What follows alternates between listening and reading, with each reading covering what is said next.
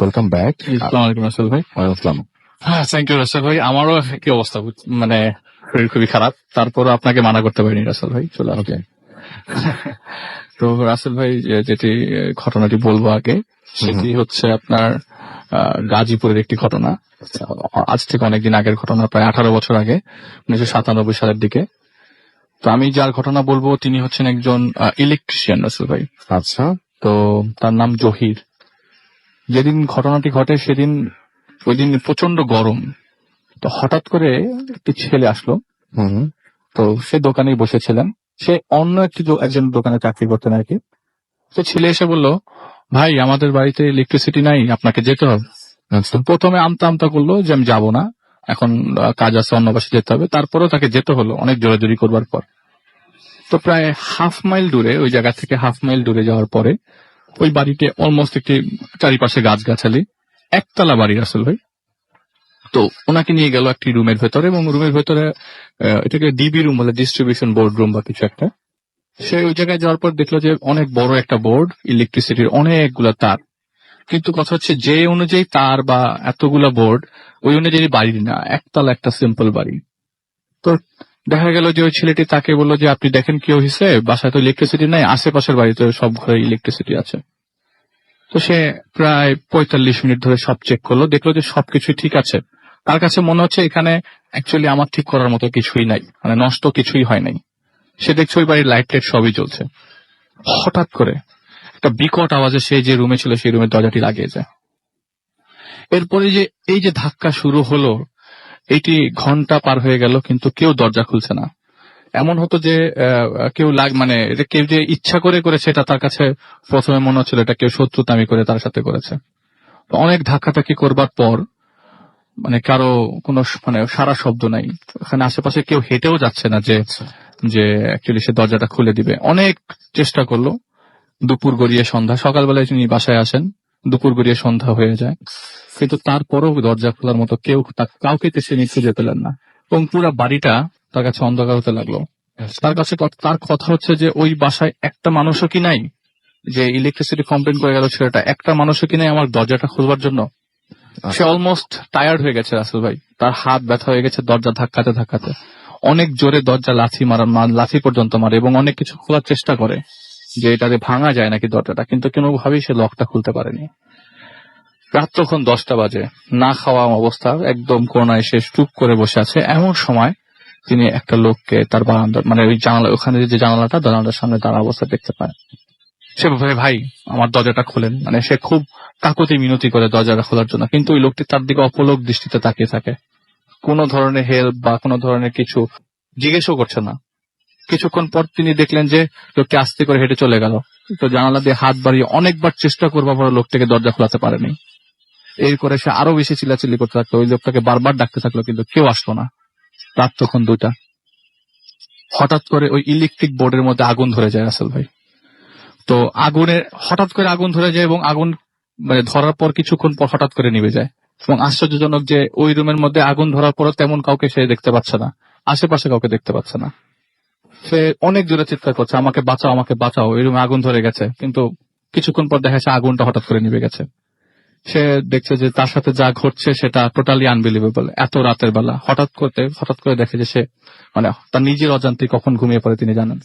এরপরে সকালবেলা রাসেল ভাই, কিন্তু আশ্চর্যজনক সেটা সকালবেলা না, তার কাছে মনে হচ্ছে এখন তো সকালবেলা হয়ে যাওয়ার কথা, তার ঘড়িতে সকাল 8টা বাজার কথা, কিন্তু পুরো বাড়ি অন্ধকার, ওখানে আশেপাশে কোনো আলো নেই। তার কাছে মনে হতে থাকে যে আমি আসলে কোনো মানে আমার কাছে মনে হয় না আমি যে জগতে আছি সেই জগতে আমি আর নাই, অন্য জগতে চলে আসছি কিনা আমি জানি না। আমি এত ভাবে ডাকছি, তো কারো কোনো সারা শব্দ নেই। তার ঘড়িতে তখন 3টা বাজে, কিন্তু আশেপাশে তখনও কোনো আলো হয়নি। এবং তারই কি মনে হচ্ছে যে এটা কি আমি কোনো স্বপ্ন দেখছি বা কিছু। হঠাৎ করে দেখলো তিনি একটা মেয়ে মানুষকে তিনি দেখলেন, এবং মেয়েটি এত লম্বা যে তিনি তার ভাষ্য মতে যে এত লম্বা মেয়ে আমি কখনো দেখি নাই। এবং তার জানালার সামনে আবারও ঠিক আগের মানুষের মতো সেম ভাবে দাঁড়িয়েছিল। সে অনেক চেষ্টা করলো, কিন্তু কাউকে খুঁজে পেল না। ঘড়িতে যখন 2টা বাজে, ঠিক আগের দিনের মতো ওই সময় তিনি দেখতে পেলেন যে যেই ছেলেটি তাকে ডেকে নিয়ে এসছে সেই ছেলেটি তার বাইরে দাঁড়িয়ে আছে, এবং বাইরে দাঁড়িয়ে এসে তার গলাটা খুব জোরে চেপে ধরে। তিনি জানালার পাশে দাঁড়িয়েছিল, এবং তিনি কথা বলতে পারছিল না, এত জোরে তার গলা চেপে ধরেছে। আমাকে এখনই তার মানে সে ধরে নিয়েছে যে সে এখানে মারা যাবে। অনেক চেষ্টা করলো বাঁচার জন্য। হঠাৎ করে দেখলো যে তার গলাটি ওই ছেলেটি ছেড়ে দেয় এবং কিছুক্ষণের মধ্যে ছেলেটিও মানে একদম ভ্যানিশ হয়ে যায়।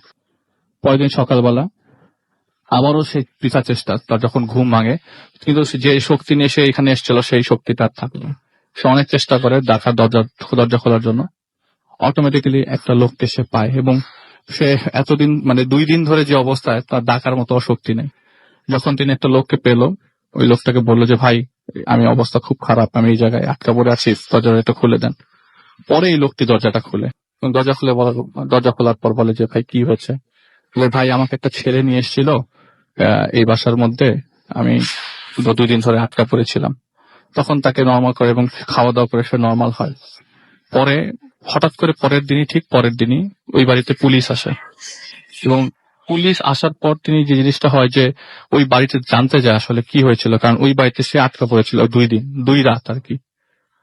ওই পুলিশ দেখা যায় যে একটি ছেলের লাশ বের করতে থাকে বাড়ি থেকে এবং সে যখন কাছাকাছি যায় দেখে যে এটি সেই ছেলের লাশ যে ছেলেটি তাকে বাসায় নিয়ে যায়। তো পুলিশ কেস হওয়ার পরে ঘটনাটি পরে জানতে পারে যে ওই ছেলেটিকে ওই জায়গায় মার্ডার করে চলে যাওয়া হয় এবং তার সাথে মানে তার কি সম্পর্ক উনি তো কিছুই জানতেন না। তাহলে ওই ছেলেটি কেনই বা তাকে দেখা দিল বা কেনই তাকে ওই বাসায় নিয়ে গেল এবং 2 দিন আটকে রেখে এই কষ্টটা হলো তার, তিনি জানেন না এবং তিনি ঘটনা কখনো খুঁজে বের করতে পারেনি। এটাই ছিল আসলে ঘটনা। অনেক ধন্যবাদ আলিফ আপনার ঘটনার জন্য। আমি দেখতে পাচ্ছি যে অনেকে আমাদের SMS করেছেন। শিমুল, অনেকদিন পর তুমি শুনছেন, ওয়েলকাম ব্যাক। এছাড়াও দেখতে পাচ্ছি আমাদের সবুজ SMS করেছেন পটুয়াখালী থেকে এবং আজকের স্টোরি গুলো তার কাছে ভালো লাগছে, থ্যাংক ইউ সো মাচ আমাদেরকে। এছাড়াও দেখতে পাচ্ছি নীল SMS করেছেন আরাহাত। এছাড়াও SMS করেছেন আমাদের নাইম, সাইম, মনির, সুজন, মিঠু আমাদের SMS করেছেন আমাদেরকে শুভ ফেনী থেকে। এছাড়াও নাইম আমাদের SMS, FM রিপন আমাদের SMS করেছেন, শুভ ইংলিশ রোড থেকে আমাদের SMS করেছেন। ফার্স্ট স্টোরিটা অনেক ভালো ছিল। এছাড়াও দেখতে পাচ্ছি তানজিম আমাদের SMS করেছেন, আজকে ভূত FM শুনছেন ফার্স্ট। ওকে, ওয়েলকাম টু ভূত FM। আশা করছি এখন থেকে রেগুলার আপনাকে পেয়ে যাবো। সিদ্দিক জুরাইন থেকে আমাদের SMS করেছেন, সাইদুর রহমান মুন্সিগঞ্জ থেকে SMS করেছেন, সাদিয়া, দিবা এবং সাথী আমাদের SMS করেছেন, তারা 3 জন মিলে শুনছেন। এছাড়াও আমাদেরকে দেখতে পাচ্ছি SH আবরার SMS করেছেন, গোলাম রাব্বি ফ্রম মিডফোর্ড। এছাড়াও সায়েন্টিস্ট জহুর আমাদের SMS করেছেন আমাদের কবির। এছাড়াও আসাদুল আমাদের SMS করেছেন রায়হান, SMS করেছেন লিমন, শেরে বাংলা ন্যাশনাল স্টেডিয়াম মিরপুর থেকে। এবং আমাদেরকে তিনি লিখেছেন যে ডক্টর আলিফ বাবু ভাই এবং ফারনান, এবং এই কম্বিনেশনটা তার কাছে অনেক বেশি ভালো লেগেছে।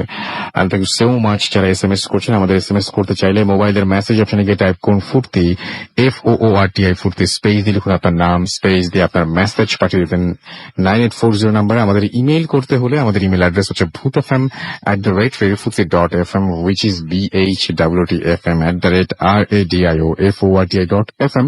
আপনার নাম, ঠিকানা এবং ফোন নাম্বার সহ আপনার জীবনে ঘটে যাওয়া বা আপনার জানা সেরা ঘটনাটি লিখে পাঠিয়ে দিন আমাদের কাছে। ঘটনার শুরুতে অবশ্যই উল্লেখ করুন যে এই ঘটনাটি আপনি স্টুডিওতে এসে শেয়ার করতে চান নাকি আপনি চান যে আপনার ঘটনাটা আমরা পড়ে শোনাই। আজকে ইমেল পড়তে যদিও আমার খুব কষ্ট হবে, সুতরাং ইমেইলের মধ্যে যাব না, আমরা ঘটনাতেই যাব এবং কিছু কিছু করে চেষ্টা করবো আপনারা ফেসবুকে যা লিখছেন, আপনারা যে সমস্ত কমেন্ট করছেন সেগুলো পড়বো এবং সেগুলো পড়ার জন্য পরে অনেক ডিফিকাল্ট হয়ে যাচ্ছে আমার জন্য। লিখেছেন আই লাভ ভূত FM, শুনছি ওমান থেকে। Thank you so much. ফেসবুকে আমাদের এখানে লিখেছেন তিনি। আমাদের সাথে থাকার জন্য আপনাকে অনেক অনেক ধন্যবাদ। শুনছি ভূত FM, my favourite show. Anisha Jahan লিখেছেন। এছাড়াও লিখেছেন পিয়াল, অসম লাগছে তার কাছে, আমাদেরকে লিখেছেন দেখতে পাচ্ছি শাহানুর সোহাগ, আই লাভ ভূত FM। এছাড়া খায়রুল ইসলাম ফার্স্ট স্টোরিটা সম্পর্কে লিখেছেন, তার কাছে অবশ্য তেমন ভালো লাগেনি। শৈলী আক্তার মুক্তি আমাদের লিখেছেন, SMS করেছেন আমাদেরকে এখানে লিখেছেন দেখতে পাচ্ছি আরো অনেকেই। আদাউর শিশির তিনি লিখেছেন আমাদের এখানে, সুজন লিখেছেন লিটন হোসাইন, আব্দুল্লাল মামুন সহ আরো অনেকে। আপনি যদি ফেসবুক পেজে আসতে চান তাহলে চলে আসুন www.facebook.com/veju.furti অ্যাড্রেসে। এছাড়াও আমাদের আরো একটা পেজ রয়েছে www.facebook.com/bhutfm.russell, যেখানে আমাদের ছবিগুলো পোস্ট করা হয়েছে আজকের অতিথিদের। সেখানে এসে আপনি কিন্তু চাইলে কমেন্ট করতে পারেন এবং জানাতে পারেন আপনার মতামত। আমরা চলে যাব সরাসরি পরবর্তী ঘটনায় এবং সেই ঘটনাটি নিয়ে আসছেন বাবু ভাই, তার সাথে কথা বলবো এবং এর পরপরই ফারহান আসবে। সো মাঝখানে আমরা এটা ভয়ের ঘটনা শুনে হ্যাঁ ফেলি। রাসেল ভাই, থ্যাংক ইউ ভেরি মাচ। আচ্ছা, এই কাহিনীটা রাসেল ভাই আপনার ধানমন্ডির একটা কাহিনী। ওকে। কাহিনীটা আমাকে পাঠিয়েছেন শুভ্রা। সে এখন ঢাকা ইউনিভার্সিটিতে পড়ে। এটা হচ্ছে তার স্কুল লাইফের একটা কাহিনী। তো কাহিনীতে চলে যায় রাসেল ভাই। জি প্লিজ। শুভ্রা যখন স্কুলে পড়ে তখন সে ক্লাস 9-এ পড়ে। এই সময় ও নানা বাড়িতে মুভ করে আসে। নানা বাড়ি হচ্ছে ধানমন্ডিতে। আচ্ছা। ধানমন্ডির আপনার মাঝামাঝি একটা জায়গায়, নাম্বারটা বলবো না, হ্যাঁ, যেখানে মানে ধানমন্ডির শুরুতেও নয় শেষও না, আচ্ছা। এরকম একটা জায়গায়। এখন পর্যন্ত সেই বাড়িটা আপনার মানে কোনো কনস্ট্রাকশন ওরকম হয়নি। আচ্ছা। এখনো পুরোনো চেহারায় আছে আর কি। হুম। যাই হোক, ওই বাসায় যখন মুভ করে আসে ওকে থাকতে হবে কিছুদিন, কারণ ওর মা ইমিগ্রেন্ট ভিসা বিদেশ চলে যায়। কোনো একটা কারণে ও যেতে পারেনি, ওকে 2-3 বছর থাকতে হবে ওখানে। আচ্ছা। এরকম একটা ব্যাপার ছিল আর কি। তো ওখানে যখন থাকা শুরু করে সে, প্রথম দিকে নানা বাসায় এসে বেশ ভালোই লাগে। বেশ বড় বাসা, বাসার পাশে একটা লনের মতো আছে যেখানে ফুল গাছ লাগানো হয়, আর বেশ বড় বড় রুম, হ্যাঁ, তো ওর ভালোই লাগে। তো যখন থাকে প্রথম কয়েকদিন, তো থাকার পরে একটা জিনিস সে অ্যাবনর্মাল জিনিস সে মানে খেয়াল করে যে ওর নানা সন্ধ্যার পরে মানে নিজের একটা আলাদা কক্ষ আছে সেখানে চলে যায়, এবং সেখানে কোনো মানুষের আপনার মানে সাথে দেখা হয় না, মিটিং হয় না। সেই মিটিং এ মনে করেন যে সেখানে নানা রুমের মধ্যে মনে হয় যে সন্ধ্যার পরে কারোর সাথে কথা বলে, এবং কেমন একটা মানে শব্দ ভেসে আসে রুমের ভেতর থেকে আর কি। তো এটাও কয়েকদিন খেয়াল করে। তো নানিকে জিজ্ঞেস করে যে নানি কি ব্যাপার, কি বলতেছে। নানি বলতেছে, না তুমি এটা নিয়ে মাথা ঘামাও না, তোমার নানা করে, ওখানে তোমার নানার কিছু পার্সোনাল মিটিং হয়, এই হয়, তুমি যেও না। তো শোনে। তো যেহেতু স্কুলে পড়াবে ওর কিছু কিউরিয়াসিটি থাকে। তো একদিন রাতের বেলা ওর নানা ওখানে গিয়েছে, তখন রাত হয়ে গেছে, আপনার প্রায় 11টা বেজে গেছে, এরকম একটা সময় নানা রুমে গেছে। তো ও ওখানে আসে ডাইনিং স্পেসে। তো হঠাৎ করে ওর মনে হয় যে নানা কি করতেছে, এবং রুমের ভিতরে তো মনে হচ্ছে একাধিক মানুষ কথা বলতেছে, মানে গলা, মানে একজনের বেশি গলা, এবং গম গম গলা। তো ও হেঁটে যায় ওই সিঁড়ি বেয়ে উঠে যায় দোতলায়, উঠে নানার যে ডুপ্লেক্স টাইপের বাসা আর কি, উঠে নানা যে রুমটায় বসে ওখানে যে ও আজ থেকে দাঁড়ায় সামনে। তো মনে হচ্ছে দুজন মানুষ কথা বলতেছে, ও নানার গলা এবং আর একটা গলা। তো সে করে কি কান পেতে কথাগুলো অস্পষ্ট। নানা যেটা বলতেছে সেটা স্পষ্ট কথা, আর ওই পাশ থেকে যে কথা আসছে সেটা অস্পষ্ট, কিন্তু মনে হচ্ছে ভারী কোনো পুরুষালী গলায় কথা হচ্ছে। তো চিন্তা করে কার সাথে কথা বলতেছে এত রাত্রে নানা। একবার ভাবে কোনো মিটিং, কেউ আসছে, আবার ভাবে না, এরকম করে সে চলে যায়। তো পরদিন ও নানিকে বলে যে নানি, এরকম রাতের বেলা এরকম শুনি, এরকম নানা কার সাথে জানি, বলে তোমার মানা করছি, খবরদার তুমি এদিকে যাবো না। কেন যাবো না, মানে তার মনে কি কেন যাবো না, বলে না যাবা না, তোমাকে না করছি কেন যাবা না, ভালো না, তোমার নানা অনেকের সাথে মিটিং করে, বাইরের মানুষের সাথে কি দরকার তুমি যাবা। এনিওয়ে, তো ও ঘুমায় আছে একদিন ওর রুমে যথারীতি। একদিন রাতের বেলা ও খেয়াল করে, মানে ঘুম ভেঙে যায় আর কি। ঘুম ভেঙে গেলে ও খেয়াল করে ওর যে দরজা, বাসার যে দরজার নিচ দিয়ে কে যেন, মানে আপনার মনে হচ্ছে পা হেঁটে হেঁটে যাচ্ছে আর কি, পায়ের ছায়া দরজার নিচ দিয়ে যাচ্ছে, একবার ওই পাশে যায়, একবার এরকম আসে। এই জিনিস কিন্তু আমার নিজের চোখে আমি দেখছি রাসেল ভাই, আপনাকে আমি বলেছিলাম, হ্যাঁ, যে আমি একটা বাসায় ছিলাম কিছুদিনের জন্য, মোহাম্মদপুরে ভাড়া থাকতাম, ওই বাসাও কিন্তু এই জিনিসটা হতো। এর জন্য ওর কাহিনীটা আমার কাছে মজা লাগছে, ইন্টারেস্টিং লাগছে এখানে। তো বলতেছে দরজার নিচ দিয়ে এরকম পা হেঁটে হেঁটে যায়। তো ও চিন্তা করো ওর বাসার দরজা নিচ দিয়ে পা হেঁটে হেঁটেছে, হ্যাঁ, মানে এই জিনিসটাই খুব অদ্ভুত কিন্তু, এবং এই মুহূর্তেও কেউ যদি এই জিনিসটা এক্সপেরিয়েন্স করে তাহলে কেমন লাগবে। শুধুমাত্র পাটাই দেখা যায়, রাইট? পাটার মানে বোঝা যাচ্ছে যে পা একটা ছায়ার মতো, পা মানে স্টেপ ফেলে ফেলে যাচ্ছে ঠিক দরজার ফাঁক দিয়ে আর কি। আচ্ছা। তো এই জিনিসটা আমি নিজে দেখেছি, তো এর জন্য আমার কাছে বেশি ইন্টারেস্টিং লাগছে। এবং আমার ক্ষেত্রে আমি যখন গেট খুলছিলাম কেউ ছিল না ওই পাশে, মানে ইট ওয়াজ ভেরি মানে হরিফিক। তো ওর ক্ষেত্রে ও দেখে এরকম পা হেঁটে হেঁটে যায়। তো ও চিন্তা করে যে কে যাচ্ছে গেটের পাশ থেকে, রাতের বেলা কি কেউ উঠছে। তো গুনতে থাকে, একবার গেল, দুইবার গেল, এরকম আসলো, এবং দেখে যে এটা কন্টিনিউয়াসলি হচ্ছেই, মানে যাচ্ছে আসছে। তারপরও মানে কিছু মনে না করে আবার শুয়ে পড়ে, সাহস হয় না আর কি, যেহেতু মানে ওর বয়স কম, ওরা সাহস হয় না ওখানে যাওয়ার, শুয়ে পড়ে। এবং এর পরে কয়েকদিন সে খেয়াল করে যে শুধু দরজার ওখানেই না, তার যে মানে পাশের যে জানলা, মাথার কাছে একটা জানালা ছিল, ডান দিকে একটা জানালা ছিল, ও ফিল করে যে জানালার পাশ থেকে ছায়া দেখা যায়, মানে something is moving, circling the room, মানে রুমের চারপাশ দিয়ে সার্কেল করতেছে কেউ, আচ্ছা, অ্যাজ ইফ লাইক মানে any security guard is like patrolling the room, এরকম একটা ব্যাপার। তো ও এই জিনিসটাকে কেউ ভয় পেয়ে ওর নানিকে বলে যে নানু আমি তো এখানে ঘুমাই, আমি ঘুম ভাঙা ইদানিং আমার ঘুম ভেঙে যাচ্ছে রাতে, আর আমি দেখতেছি ওই দরজার সামনে যেরকম দেখছি বাস থেকে, তো নানু বলে কি এটা নিয়ে তুমি টেনশন করো না, তুমি ঘুমাও।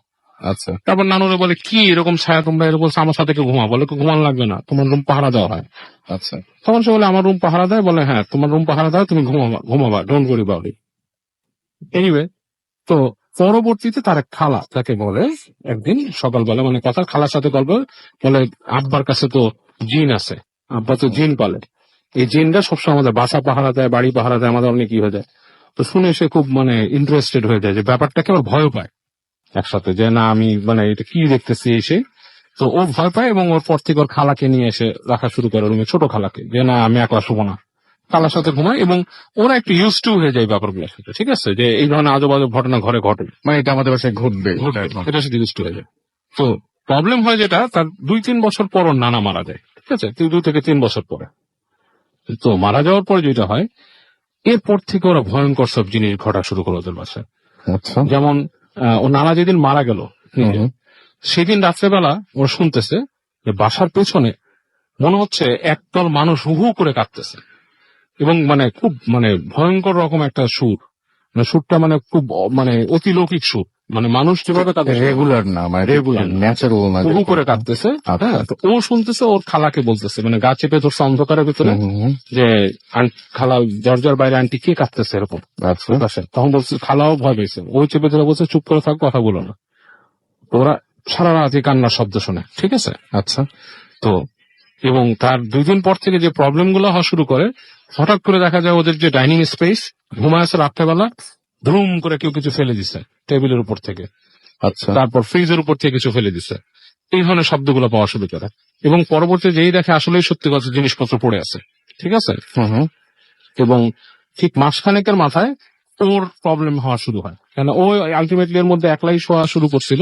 হুম ওর প্রবলেম গুলো হওয়া শুরু হয়, যেমন ও ঘুমাচ্ছিল একদিন, ও আপনার দেখতেছে ঘুমের থেকে হঠাৎ করে ঘুম ভেঙে গেছে, দেখতেছে ওর পায়ের কাছে একটা ছায়া দাঁড়ায় আছে, আচ্ছা এবং ছায়া মূর্তিটা প্রায় বেশ বেশ লম্বা টাইপের দাঁড়ায় আছে, এবং রুমের টেম্পারেচারটা আস্তে আস্তে আপনার কমে যাচ্ছে, মানে যেই টেম্পারেচারটা থাকার কথা হুম এভারেজ একটা দিনে, মানে সেটার থেকে অনেক কমে যাচ্ছে, এক পর্যায়ে শীত লাগার অবস্থা।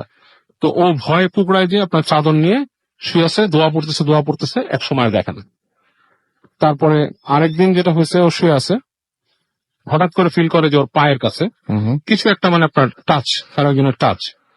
তো ফার্স্টে চিন্তা করে কি খালা শুইতে আসছে নাকি, অনেক সময় আসছিল ওর আন্টি এসে শুয়ে থাকতে পারে।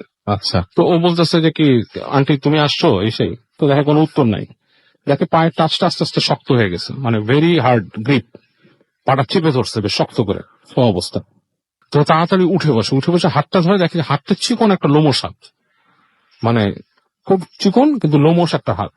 চিৎকার করে ওঠে, হুম মানে ঘুম ভেঙে যায়, এবং বাসার ওই যে আন্টি টান্টি আসে, এসে বলে যে এরকম। তো ওর যে ছোট খালা, সেও এই ধরনের কিছু প্রবলেম ফেস করতেছে, যেমন বাথরুমে যে কাজের মেয়ে দেখছে, যে বাথরুমের মধ্যে দেখতেছে যে ওর যে নানা বাথরুমে গেটের সামনে বসে আছে, কাজের মানুষটা বেরিয়েছে অন্ধকারে করিডোরে, বেরোয় দেখে যে বাথরুমের কোনায় নানা বসে আছে, এবং ওই কাজের মানুষকে দেখে হাসতেছে ঠেক ঠেক করে, সেও এরকম চিৎকার দিচ্ছে। এই ধরনের প্রবলেম যখন হয়, তখন ওরা একটা হুজুরের শরণাপন্ন হয় আর কি, ডাকে বড় হুজুরকে।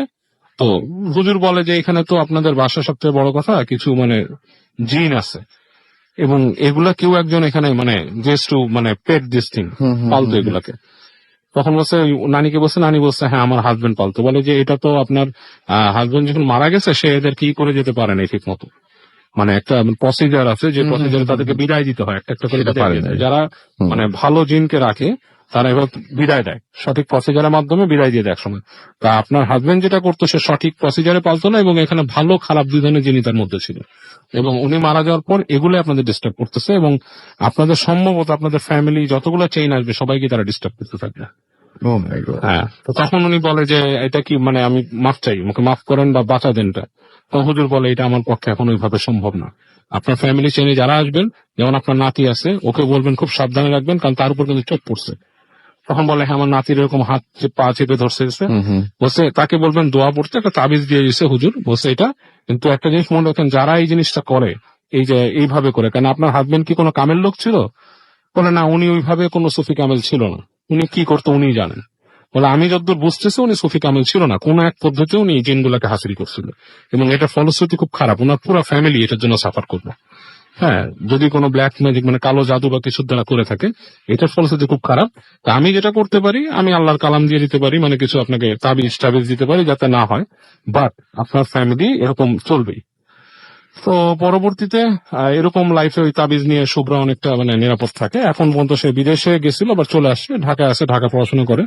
বাট ওই নানার বাসা এখন ওরা যায় না, বাড়িটা অলরেডি ওদের মানে হয়ে গেছে, মানে ভাগাভাগি হয়ে গেছে। এখন পর্যন্ত তারা কিন্তু কাউকে দিতে পারতেছে না, ফ্যামিলি ইউনিয়ন না হওয়াতে। রাইট। এবং ওই বাসার ব্যাপারে কেন জানি আশ্চর্য ভাবে একটা সিদ্ধান্ত আস্তে আস্তে ওরা আসতে পারে না, কিছু একটা গন্ডগোল হয়। ওকে, থ্যাংক ইউ সো মাচ। আমাদেরকে ছোট্ট বিরতিতে যেতে হবে এবং বিরতির পরে আমরা আবারও SMS নিয়ে নতুন অতিথি নিয়ে ফিরে আসছি। সেই পর্যন্ত আশা করছি আমাদের সঙ্গে থাকবেন। স্টে টিউন টু রেডিও ফুর্তি এন্ড ডোন্ট স্টপ দ্য ফুর্তি। FM, the night comes alive with grounding form.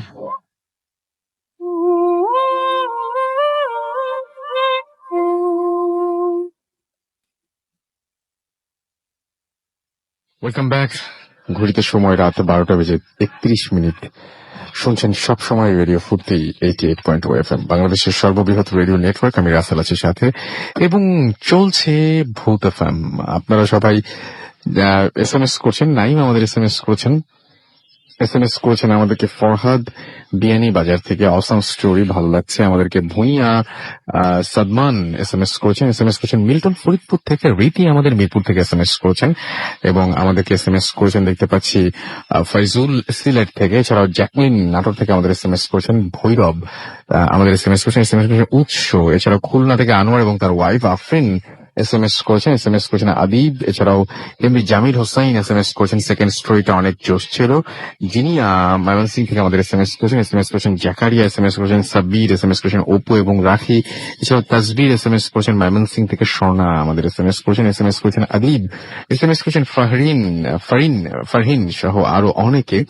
এছাড়াও দেখতে পাচ্ছি আমাদের যে পেজটা রয়েছে সেই পেজেও আপনারা অনেকেই কমেন্ট করছেন এবং জানিয়ে দিচ্ছেন আপনাদের মতামত। আমি অলরেডি দেখতে পাচ্ছি যে এইখানে অনেকে লাইকও দিচ্ছেন, থ্যাংক ইউ ভেরি মাচ। আমাদের ফেসবুকের যে পেজটা www.facebook.com/radio.ফুর্তি এবং www.facebook.com/bhutfm.russell, আমি দেখতে পাচ্ছি এমডি রোমান হুসাইন লিখেছেন আমি ভয় পাই তাই শুনি না।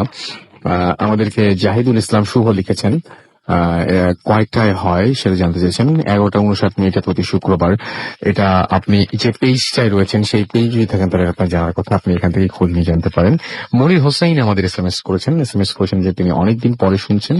এছাড়াও তিনি বলছেন ভূতের সময় যেন অদ্ভুত ভালোবাসা, মাসুম লিখেছেন এটা। এছাড়াও আমাদেরকে ধ্রুব লিখেছেন।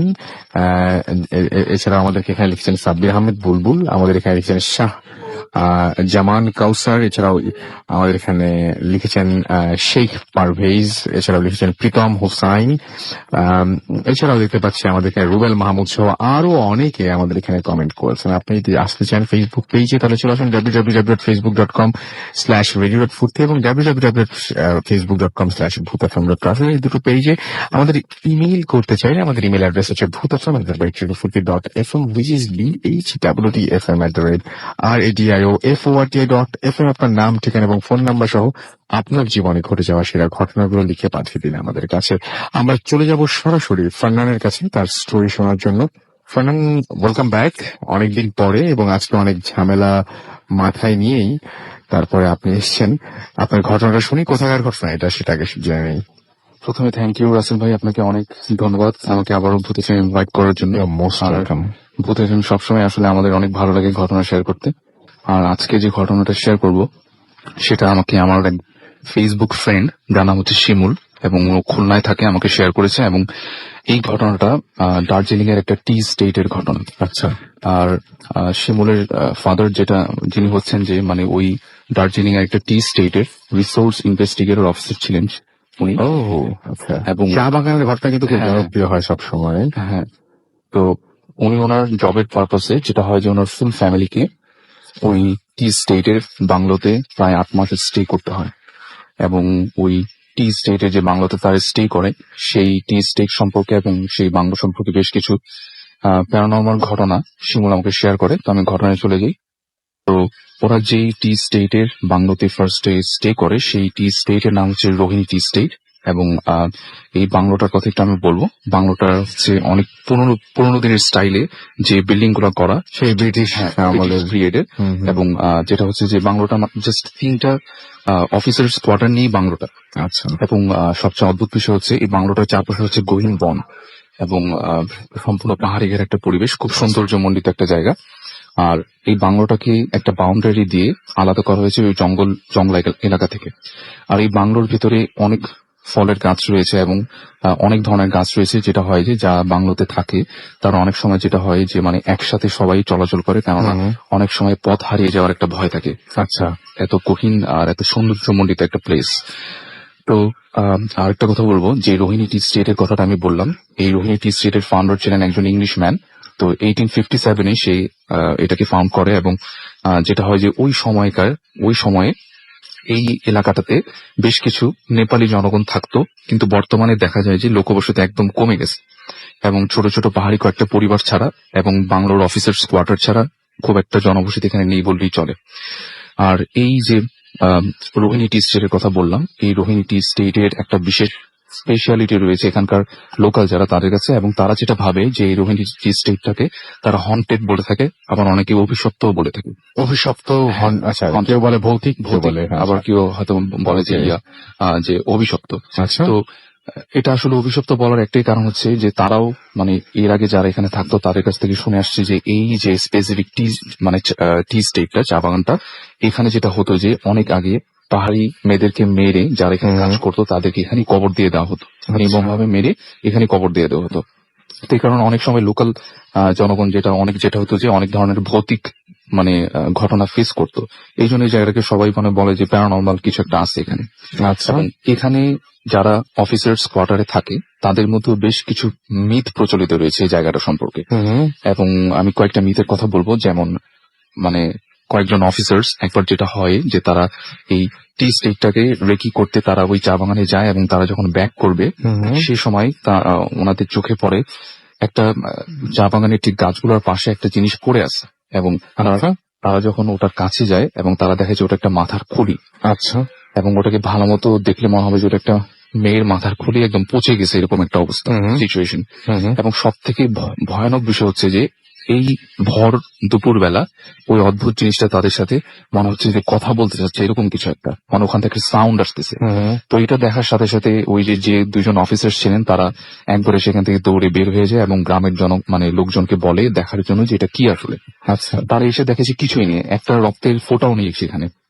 তো এরকম এটা হচ্ছে একটা মিথ। আরো একটা মিথের কথা বলবো, যেমন এর আগে যেটা হয় যে অনেক সময় দেখা যায় যে অফিসার যখন এখানে রেকি করতে আসে তারা যখন ব্যাক করবে বাংলোটার দিকে ব্যাক করবে, যখন তাদেরকে কিন্তু একটা খাড়ি পার হয়ে দেন ওই বাংলোতে ব্যাক করতে হবে। আচ্ছা, তারা যখন খাড়িটাকে পার করতো ব্যাক করবে, যখন দেখা যেত তাদের সাথে কোনো একজন বৃদ্ধ লোক অথবা কোন একটা ছোট শিশু অথবা কোন একজন বৃদ্ধ মহিলা তাদের সাথে একসাথে খাড়ি পার হচ্ছে। কিন্তু তারা যখন ওই পাটটাতে যায় তারা দেখে যে ওই যে বৃদ্ধ মহিলা অথবা বৃদ্ধ লোকটা অন্য একটা পথ দিয়ে পেছনের রাস্তা দিয়ে অন্য জায়গায় চলে যাচ্ছে। আচ্ছা। কিন্তু এখানে সবচেয়ে আজব বিষয় হচ্ছে যে ওই যে পথগুলোতে তারা যে দেখতে চলে যাচ্ছে ওগুলো সব হচ্ছে জঙ্গলে যাওয়ার পথ এবং ওখানে কোনো লোকবসতি নেই। আচ্ছা। এবং আপনি যদি গ্রামে যেতে চান অথবা বাংলাতে যেতে চান আপনাকে একটা ওয়ান ওয়ে পথ দিয়ে যেতে হবে, কিন্তু তারা দেখতো যে হঠাৎ করে তারা ওই সব রাস্তা দিয়ে চলে যাচ্ছে। এরকম অনেক ভয়ের ঘটনা তারা ফেস করতে চায় অফিসাররা। এবং এরপরে এখন যেটা হয় যে তারা 4 থেকে 5 জন একসাথে কোনো রেকি করতে যায় এবং সাথে একটা রাইফেল তারা ইউজ করে। আচ্ছা, এই হচ্ছে মোটামুটি এখানকার যে চা বাগানের কিছু মিথ, প্রচলিত মিথ, সেটা বললাম। আর ওই চা বাগানের যে বাংলো, সেই রোহিণী টি স্টেটে যে বাংলো যেখানে আমার ফ্রেন্ড শিমুল স্টে করে তার ফুল ফ্যামিলি সহকারে, সেটার কথা একটু বলবো। এই বিল্ডিংটা হচ্ছে মানে তারা যে কোয়ার্টারটাতে স্টে করছে সেটা হচ্ছে 2 স্টোরিড বিল্ডিং এবং তারা দোতলায় স্টে করে। আচ্ছা। এবং তারা যেটা হয় যে 3টা বড় বড় রুম তাদের জন্য বরাদ্দ করা হয় এবং প্রত্যেকটা রুম এত বড় ছিল যে তাদের ফ্যামিলি মেম্বার ছিল 4 জন। তারা যখন ফার্স্টে এখানে স্টে করে তাদের কাছে মানে আলাদা আলাদা রুমে থাকতে ভয় লাগতো তাদের কাছে, মানে এত বড় বড় রুম। আর সব থেকে ভয়ের বিষয় যেটা হচ্ছে যে এত সুন্দর একটা জায়গা, যখন মানে সকাল হতো, মানে এত সৌন্দর্যমণ্ডিত একটা প্লেস, সবার খুব ভালো লাগতো। কিন্তু যখনই সন্ধ্যা হতো না, তখন মনে হচ্ছে যে কোন একটা ভৌতিক একটা পরিবেশ, চারিদিকে নিঝুম একটা পরিবেশ, চুপচাপ। আর চা সবথেকে বাগানের ভেতরে হ্যাঁ, এমনিতেও এরকম একটা পরিবেশ বিরাজ হ্যাঁ। করতো। আর যেটা হচ্ছে যে ওইখানকার যে জায়গাটা, সেখানে ম্যাক্সিমাম টাইমে বৃষ্টি পড়লে ইলেকট্রিসিটি কোলাপস করতো সন্ধ্যার দিকে। আহা, এরা মানে একদম মানে হ্যাঁ, তখনই অন্ধকার এবং সেই সাথে ভয় নেমে ভয় আসতো। নেমে আসতো এবং সাথে বৃষ্টি আরো বেশি ভয়ানক।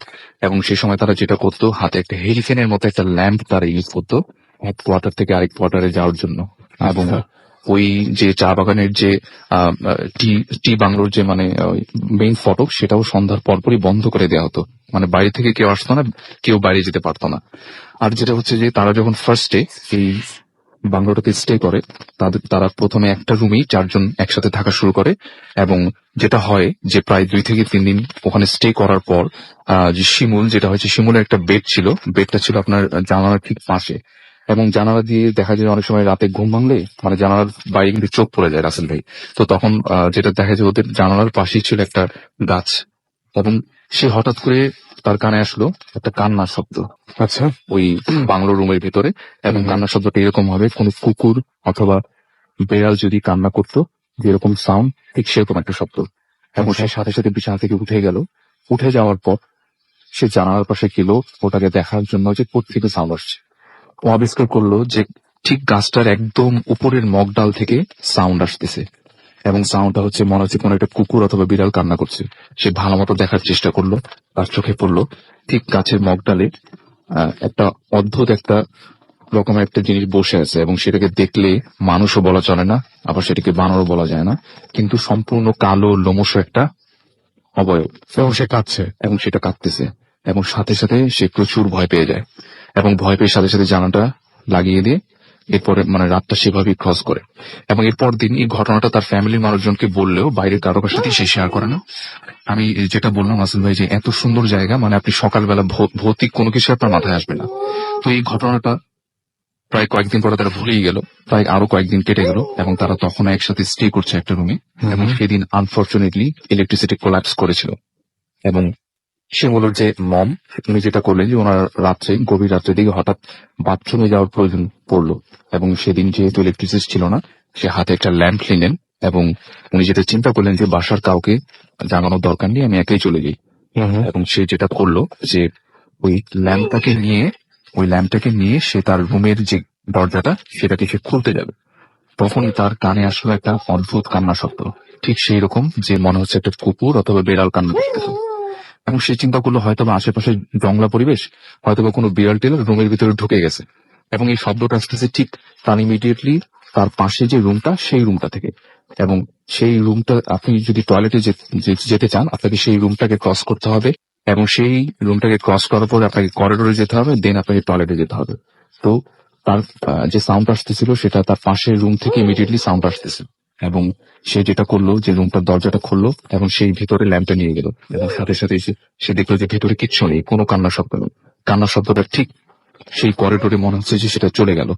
এবং সে ভাবলো যে হয়তো বা কোনো একটা বিড়ালির কাণ্ড কারখানা হবে, মানে পাশেই চলে গেছে। কিন্তু তার তখন মানে ঘুমের করে এটা খেয়াল ছিল না যে রুমগুলোর দরজা কিন্তু লক ছিল। আসলে যদি বিড়াল থাকতো অবশ্যই কিন্তু সেটা এইভাবে অদৃশ্যভাবে কিন্তু যেতে পারতো না। সে তার করিডোরের দরজাটা খুললো এবং তার সেই করিডোরে গেল। এবং সে দেখলো যে না, এখানে কোনো সাউন্ড নেই। ঠিক সাউন্ড আসতেছে সেই যে টয়লেট, সেই টয়লেটের সামনে থেকে। সে সাথে সাথে ল্যাম্পটাকে হাতে নিয়ে সেই টয়লেটের কাছে গেল। এবং সে যেটা দেখলো যে ভেতরে অন্ধকার, সে ল্যাম্পের সামনে গিয়ে দেখলো যে একটা সাদা কাপড়ে জড়ানো একটা মেয়ে টয়লেটের মধ্যে বসা। এবং সেই মেয়েটা, আমরা যখন ওই যে ঘর মুছলে যেভাবে মুছে না, ঠিক সেইভাবে টয়লেটের ভিতরে কিছু একটা মুছতেছে এবং ভয়ানক ভাবে কান্না করতেছে। এবং এই কান্নার শব্দটাই সে আসলে তার রুম থেকে পেয়েছিল। এবং সে সাথে সাথে ফেইন্ট হয়ে যায়। এবং তাকে ফজরের ঠিক আগ দিয়ে তার 2 ছেলে তাকে তার রুমে নিয়ে যায় এবং তার জ্ঞান ফেরে। এবং এর পরদিন সকালবেলা ওদের যে ফাদার ছিল, ফাদার যেটা মানে বাংলোর যে ম্যানেজারের সাথে কথা বললেন এবং বললেন যে আমাদেরকে এই বাংলোটা চেঞ্জ করে দেন, আমরা এখানে আর থাকতে পারবো না। এরকম অনেক ঘটনা। তখন সে বললো যে ঠিক আছে, আমি চেঞ্জ করে দিব, কোনো সমস্যা নেই। কিন্তু এরকম অনেকেই নাকি এই জায়গায় এসে অনেক ধরনের ফেস করেছে। কিন্তু যখন ম্যানেজারকে জিজ্ঞেস করা হলো যে আসলে এগুলো মানে এটা কেন আসলে হচ্ছে, এরকম জিনিস কেন দেখলাম, আসলে সে কিছুই বলতে পারলো না। কিন্তু মেইন খবরটা পাওয়া গেল আসলে 20 বছর কাজ করা সেই বাংলোর চৌকিদারের কাছ থেকে। তো চৌকিদারকে যখন জিজ্ঞেস করালো, চৌকিদার বলল যে সে যখন 20 বছর আগে এখানে কাজ করতে আসছিল, ঠিক সে এখানে তাদের এই দোতলায় একটা ফ্যামিলি স্টে করছিল, একজন অফিসারের একটা ফ্যামিলি, এবং তার একজন ওয়াইফ ছিল, এবং ওয়াইফ ছিল প্রেগনেন্ট। এবং হঠাৎ করে একদিন তার ওয়াইফ সেই জায়গা থেকে মিসিং হয়ে গিয়েছিল। তাকে অনেক খোঁজাখুঁজি করা হলো, তাকে কোথাও পাওয়া গেল না। এবং ওই সময়টাতে ওই বাংলোর পাশে একটা পাহাড়ি নদীতে একটা ছোট খাল মানে ছিল, তখন এখানে একটা ছোট খাল ছিল, এবং ওই খালটাতে 3 দিন পরে সেই প্রেগনেন্ট মহিলার লাশ মানে পচা গলা অবস্থায় ভাসা পাওয়া যায়। সে কিভাবে মারা গেল সেটা কেউ জানে না, কিন্তু এই ঘটনার পরপর থেকে বাংলোতে যখন কোনো নতুন ফ্যামিলি স্টে করতো, তখনই তারা দেখতো যে হয়তো বা বাংলোর বড় রাস্তা ধরে একটা ছোট বাচ্চা এবং একটা সাদা কাপড়ে জড়ানো একটা মহিলা হেঁটে যায়। এরকম অনেক জিনিস তারা ওই বাংলোতে তারা দেখতো।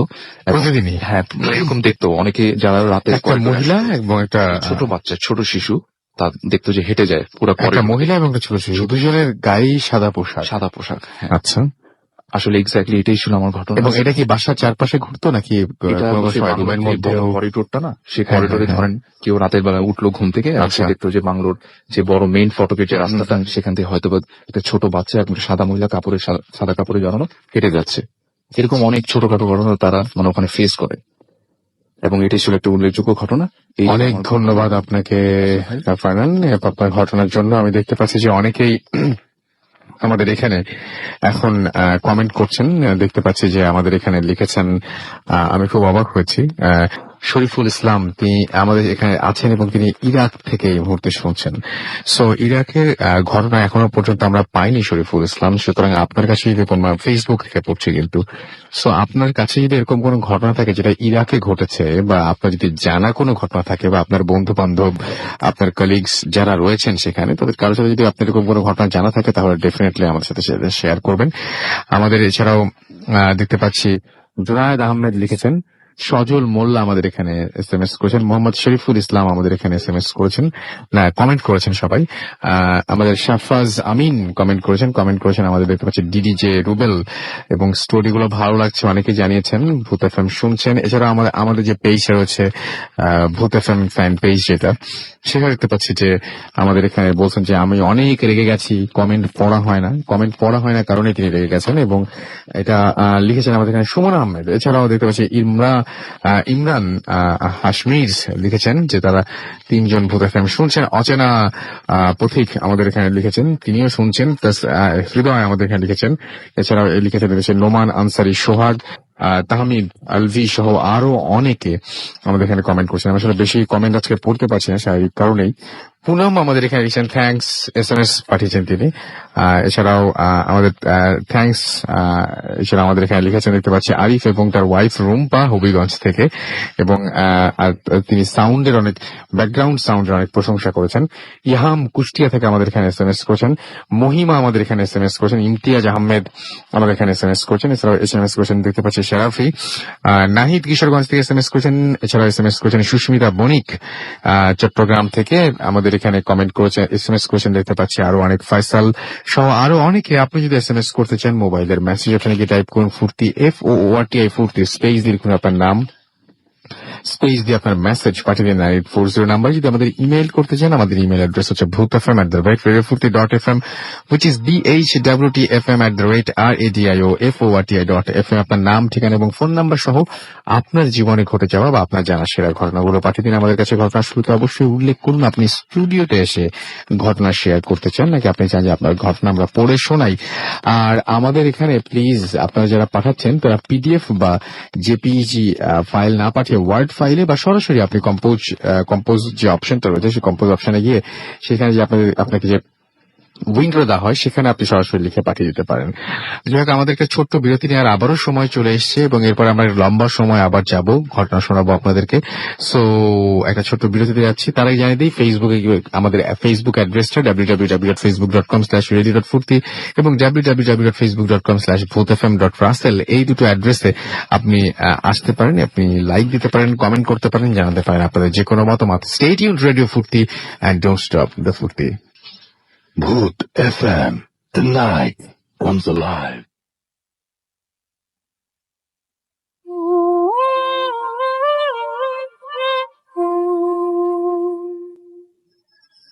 Welcome back. শুনছেন সবসময় রেডিও ফুড 88.2 FM।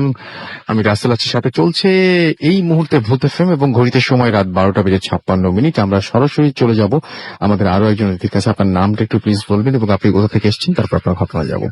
আসসালামু আলাইকুম, আমি তানভীর বলছি, এসেছি সেন্ট্রাল রোড থেকে। প্রথমে আমি একটু অন্য প্রসঙ্গে বলে নিই যে এখানে গ্রেট বাবু ভাই আছেন আমার। আজকে আমি আই ফিল প্রাউড যে ওনার সাথে আমি প্রোগ্রাম করতে পারছি। তো থ্যাংক ইউ বাবু ভাই।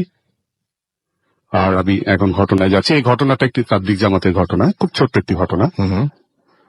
তো ঘটনার স্থান এবং নাম আমাকে না বলার জন্য অনুরোধ করা হয়েছে, তো আমি এই জন্য নামটি বদলে দিচ্ছি। এটা মোবারক সাহেবের ঘটনা। আচ্ছা। এবং ওনার সাথেই ঘটেছে এবং ওনার সাথে ছিলেন হোসেন সাহেব আরেকজন। তো ওনারা দুজনেই তবলিগ জামাতে নিয়মিত যান। তো একবার আপনার তবলিগ জামাতে যাবেন ওনারা, তো সাধারণত মার্কাস মসজিদ যেটা আছে সেখান থেকে হচ্ছে সেন্ট্রালি এটা কন্ট্রোল করা হয়। তো সেখানে ওনারা মোবারক সাহেব আপনার রাতে বেলা ওখানে যান। তো ওই দিন হোসেন সাহেব ছিলেন, ওনার যাওয়ার কথা ছিল। আর এটা হচ্ছে মোবাইল যুগের আগের ঘটনা। তো সকালবেলায় যখন ওনারা বের হয়েছেন যে জায়গায় ওনাদের প্ল্যান আছে যে যেখানে যাবেন, ওনার যে মসজিদে যাবেন দূরে, তখন দেখেন যে হোসেন সাহেব ব্যাগ নিয়ে এসেছেন যে আপনাদের সাথে আমিও যাব। তো ঠিক আছে, চলেন যাই। তো তারা যান এবং যে মসজিদে থাকার কথা সেখানে ওনারা ছিলেন এবং 3 দিন ওখানে ছিলেন। তো মোবারক সাহেব একটা বিষয় খেয়াল করলেন যে আপনার হোসেন সাহেব এইবার একটু কথা কম বলছেন এবং সারা রাতই প্রায় নামাজ পড়ছেন এবং একটু চুপচাপ। তো ওনাকে জিজ্ঞেস করলেন, ভাই সাহেব আপনার কি হয়েছে, আপনি একটু চুপচাপ? বলে যে না, আসলে শরীরটা খুব একটা ভালো না, তো এই কারণে একটু চুপচাপ। তো ঠিক আছে। তো 3 দিন পরে আপনার যখন ওনারা ব্যাক করেন, তো সাধারণত এর আগেও যখন ওনারা গিয়েছেন, ওই হোসেন সাহেব আপনি চাকরি করেন, তো ব্যাগটা মোবারক সাহেবের কাছে দিয়ে বলেন যে ভাই সাহেব আমার ব্যাগটা একটু বাসায় পৌঁছে দিন, আমি অফিসে যাচ্ছি। আর মোবারক সাহেবের বাসায় যাওয়ার পথে হচ্ছিল হোসেন সাহেবের বাসাটা পড়ে। আচ্ছা। তো যথারীতি বললো যে ঠিক আছে ভাই সাহেব, আমি আপনার ব্যাগটা পৌঁছে দিব আপনাদের বাড়ি। তো এই বলে উনি হোসেন সাহেব ওনার কাছে ব্যাগটা দিয়ে চলে যান ওনার অফিসে। আর মোবারক সাহেব রিক্সা করে যাচ্ছিলেন। তো যাওয়ার পথে হোসেন সাহেবের বাসাটা পড়েন। তো উনি বাসার ওখানে রিক্সাটা থামিয়ে উনি নামে গেটে নক করেন। তো নক করার পরে আপনার হোসেন সাহেবের যে ছেলে, উনি দরজা খোলে। তো ছেলে দরজা খোলার পরে তো বলে যে তোমার আব্বু ব্যাগটা দিয়েছেন, উনি তো অফিসে গেছেন সরাসরি তবলিগ থেকে, তো তুমি ব্যাগটা রেখে দাও। আচ্ছা। তো এই কথাটা বলার পরে ছেলেটি একটু অবাক হয়ে ওনার দিকে বলে, ব্যাগ রেখে দিব? আব্বু অফিসে গিয়েছেন, আপনি কি কিছু জানেন না? তো বলে না, কেন, কি হয়েছে? বলে যে আপনার কাছে ব্যাগটা আসলো কিভাবে? তো বলে যে ব্যাগটা উনি আমাকে দিয়েছেন আপনাকে বাসা পৌঁছে দেওয়ার জন্য। তো বলে যে আপনারা তো কিছু জানেন না, আব্বু তো 3 দিন আগে মারা গিয়েছে। তো বলে 3 দিন আগে মারা গিয়েছে মানে? বলে যে হ্যাঁ, ওনারও তো তবলিগে যাওয়ার কথা ছিল, কিন্তু রাত্রেবেলা হঠাৎ করে উনি অসুস্থ হয়ে যান, স্ট্রোক করে। আমরা হসপিটালে নিয়ে যাই এবং হসপিটালে নিয়ে যাওয়ার পরে ভোরের দিকে উনি মারা যান। আচ্ছা। তো ভোরের দিকে যদি মারা যান, তাহলে এই 3 দিন মোবারক সাহেবের সাথে যে হোসেন সাহেবটা ছিলেন, উনি তাহলে হ্যাঁ, সেটাই। এবং তাকে তো মানে যিনি দেখেছেন তিনি তো জলজ্যান্ত মানুষ হিসেবে মনে হয় দেখেছেন এবং তিনি জলজ্যান্ত মানুষের মতোই আচরণ করেছেন, সবকিছু তাই। হ্যাঁ, একেবারে স্বাভাবিক ছিল মানুষের মতো এবং খাওয়া দাওয়া থেকে শুরু করে সবকিছুই করেছেন। তো পরবর্তী সময়ে আসলে ওনাদের তো একজন আমির থাকেন মার্কাস মসজিদে, তো ওনার সাথে বিষয়টা উনি শেয়ার করেন যে এইরকম ঘটনাটা ঘটেছে। তো পরে আমির সাহেব বলে যে দেখেন, এই ধরনের ঘটনা অনেক সময় অনেক কিছু হতে পারে যেটার ব্যাখ্যা নেই, আর এটা নিয়ে বেশি একটা কিছু কারো বলারও প্রয়োজন নেই, এটা আপনি চেপে দেন, কারণ এটা একটা মানে অস্বাভাবিক একটা ঘটনা। ওকে, সো অনেক ধন্যবাদ আপনাকে আপনার ঘটনার জন্য। এবং আমার যেটা মনে হয় সেটা হচ্ছে যে আমরা আসলেই আমাদের পাশে যে মানুষটা আমার বন্ধুর মতো আছে, যে মানুষ আমার আত্মীয়র মতো আছে, যে মানুষ আমার স্বজনের মতো আছে, তার সাথে আমি যাকে আমি সবচেয়ে বেশি বিশ্বাস করতে পারি, সেই মানুষটাই হঠাৎ করে যদি এরকম একটা অদ্ভুত সেই মানুষের ব্যাপার ঘটে যায় সেই মানুষের সাথে, এবং এরকম একটা অদ্ভুত ব্যাপার আমি যদি কোনোদিন জেনে ফেলি যে মানুষটা আমার বন্ধুর মতো, আমার আত্মীয়র মতো আমার পাশে রয়েছে, আসলে তার পৃথিবীতে কোনো অস্তিত্বই নেই, তাহলে একটা বিরাট ধাক্কা খেতে হয়।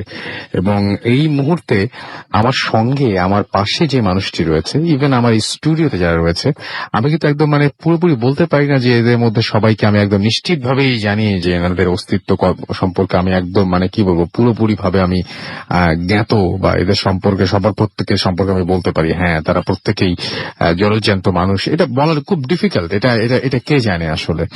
এরকম ঘটনা অহরহ ঘটে, এবং অনেক এপিসোডে আমরা শুনি যে এরকম কোন একটা মানুষের দ্বারা কেউ সাহায্য পেয়েছে, যে মানুষটা কিনা অনেকদিন আগে মারা গেছে, কোন একটা মানুষের পাশে বসে একটা রাস্তা মানে লং একটা জার্নি করেছে, এবং পরে জানতে পেরেছে সেই মানুষের কোনো অস্তিত্বই ছিল না। কোন একটা মানুষ সে সাথে প্রতিদিন তার দেখা হয়, হঠাৎ করে একদিন জানতে পারলো সেই মানুষের আসলে কোনো অস্তিত্ব নেই। কোন একটা মানুষকে রেগুলার দেখে কেউ, যে হয়তো আপনার ব্যালকনি থেকে দেখা যায় অন্য একটা ব্যালকনিতে সে রেগুলার আসে, কোন একটা সময় সেখানে দাঁড়িয়ে থাকে, আপনার দিকে তাকায়, আপনাদের মধ্যে হয়তো অনেক সময় মুখে না হলেও অনেক সময় ইশারা ইঙ্গিতে অনেক সময় কথা হয়, বা চোখে চোখে কথা হয়, হয়তো কুশল বিনিময়টা হয়। অন্তত একদিন জানতে পারলেন যে আসলে ওই বাড়িতে এই রকম চেহারার যে ছিল সে অনেকদিন আগে হয়তো মারা গেছে।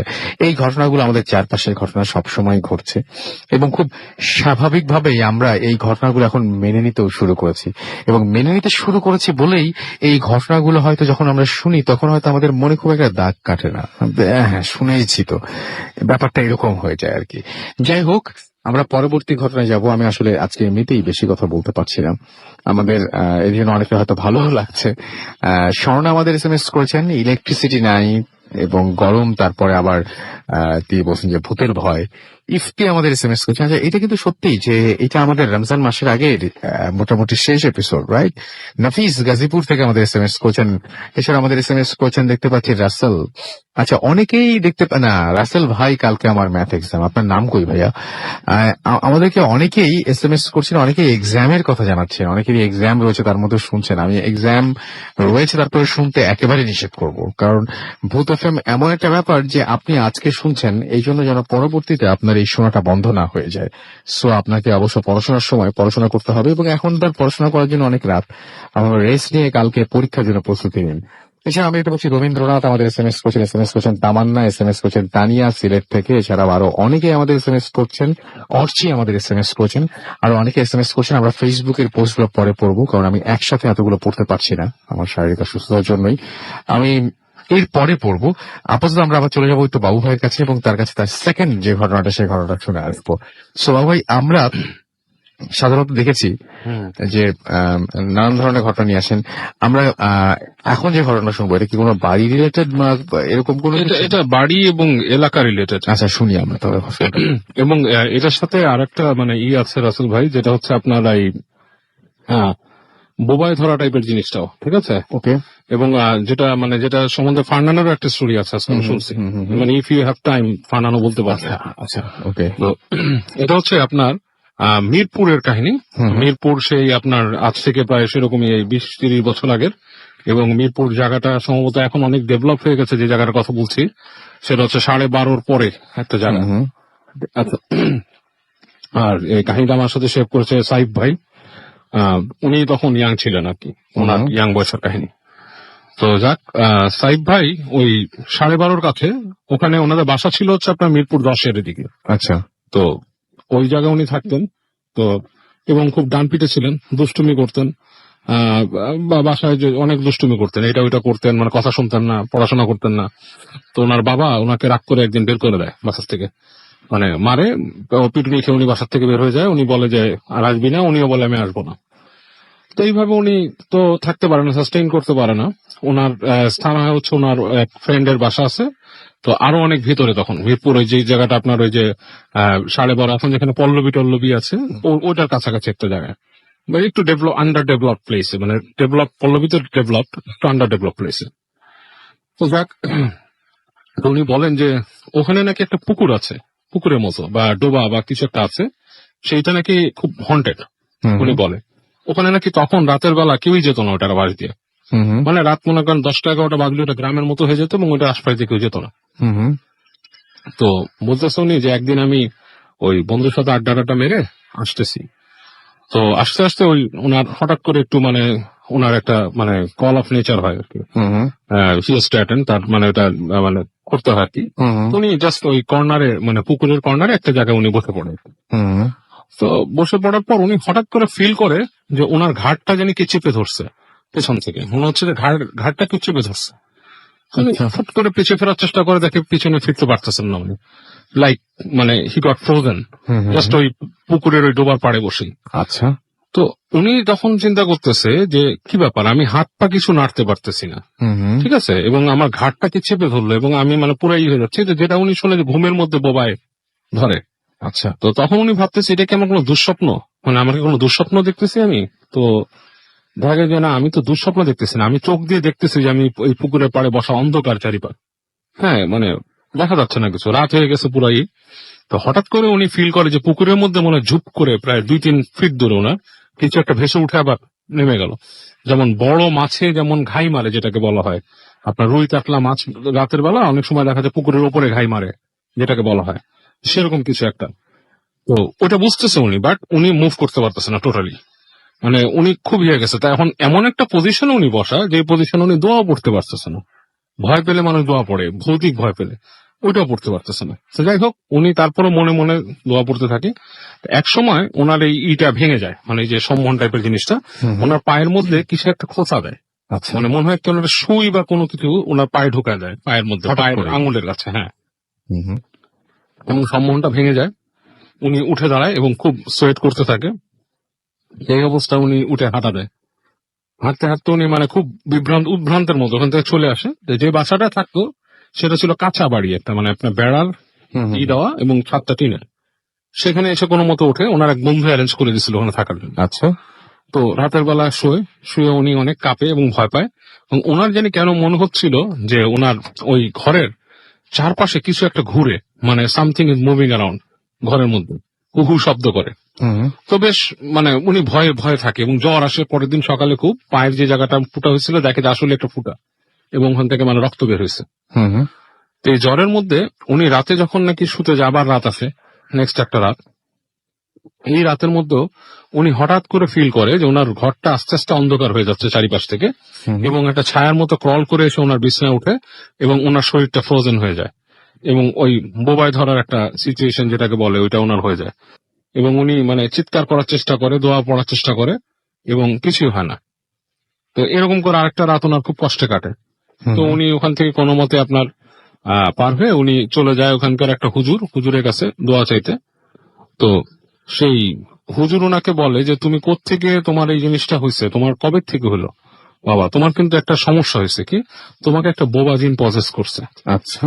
তো বললো কোত্থেকে হয়েছে, বলে যে আমি ওই দিন রাত্রে ওই পুকুরের পাশ থেকে আসতেছিলাম, হুম হুম ওই খাড়িটার পাশ থেকে, এবং ময়পুরে যারা থাকে তারা কিন্তু অনেকে ওই পুকুরের ডোবায় সম্পর্কে জানে। হ্যাঁ 12 পল্লবীর কাছাকাছি জায়গায়, যেটা ওখানে অনেকে ওই পুকুরটা শোনা, কালো সম্ভবত জায়গাটার নাম কালাপানি, হ্যাঁ। হুম হুম তো বলে তুমি ওখান থেকে রাতের বেলা আসতেছিলে কি, তখন বললো যে আমি এরকম ওখানে এরকম বসছিলাম, এরপর থেকে এই জিনিসটা হয়েছে।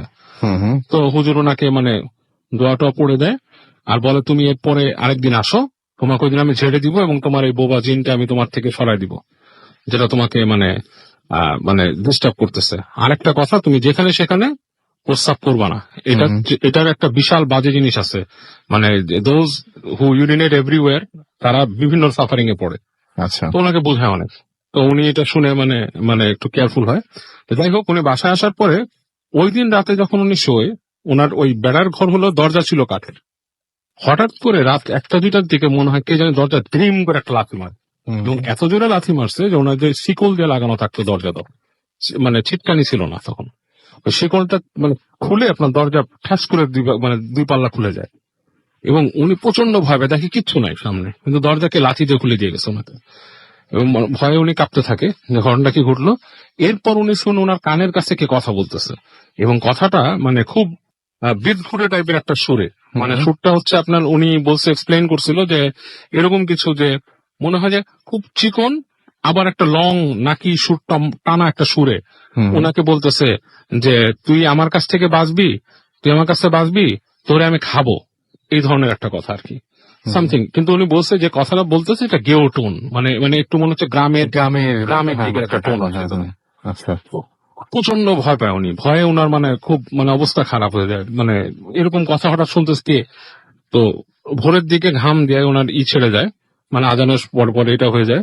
তো উনি হুজুরের কাছে যায়, তো হুজুর ওনাকে একটা মানে দেয়, আপনার পড়া দেয়, আচ্ছা, লেবু, একটা লেবু পড়ে দেয়, বলে এই লেবুটা তুমি যে ঘরে থাকো সেখানে টানিয়ে রাখবা, সেখানে টানিয়ে রাখলে সেখানে তোমার কাছে আর কিছু আসবে না, তুমি মোটামুটি সেফ থাকবা। আর মোটামুটি 40 দিন হচ্ছে তোমার রস পিরিয়ড, এই 40 দিনের মধ্যে তুমি মানে পারতপক্ষে অন্ধকার একা একা থাকা এগুলো সব বেড়ায় যাবা। তো উনি মনে করেন যে চেষ্টা করে লেবুটা টানা রেখে ঘরে থাকার, কিন্তু উনি সাস্টেইন করতে পারেন ওই বাসায়, কারণ ওনার ইকোনমিক ব্যাপার যে থাকতে দিচ্ছে সেটা। তো he has to come back, ওনার নিজের বাসায় চলে আসতে হয় ওনাকে, বাবাও মেনে নেয়।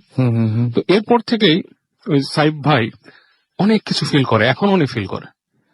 উনি বলে যে অনেকের মানে উনি মনের কথাটা মানে অনেকে যদি কেউ দুরভিসন্ধি কিছু করতে থাকে উনি নাকি পড়তে পারে অনেক সময়, এবং উনি মানে বলে যে আমার সাথে কিছু একটা আছে এখন, সেটা উনি এখনো ফিল এখনো করেন, পর্যন্ত সে এখনো থেকেই পর্যন্ত ওনাকে তাড়া করে ফেলে। রাইট, ওকে, আমরা একটা পোল করি। থ্যাংক ইউ বাবু ভাই হ্যাঁ, আপনার sure, ঘটনার জন্য। আমরা একটা পোল করি, সেটা হচ্ছে এরকম টাইপের যে আমাদের যেহেতু ফেসবুক পেজ রয়েছে, আমাদের যেহেতু আমাদের যেহেতু ইমেল করার অপশন রয়েছে, সুতরাং আমি বলি এই যে স্লিপিং প্যারালাইসিস, অনেকে বলেন এটাকে স্লিপিং প্যারালাইসিস, অনেকে বলেন হ্যাঁ মানে স্লিপ প্যারালাইসিস, হ্যাঁ স্লিপ প্যারালাইসিস, বা যদি আমরা বলি বোবা ভূতের কথা বলি আমরা, হ্যাঁ।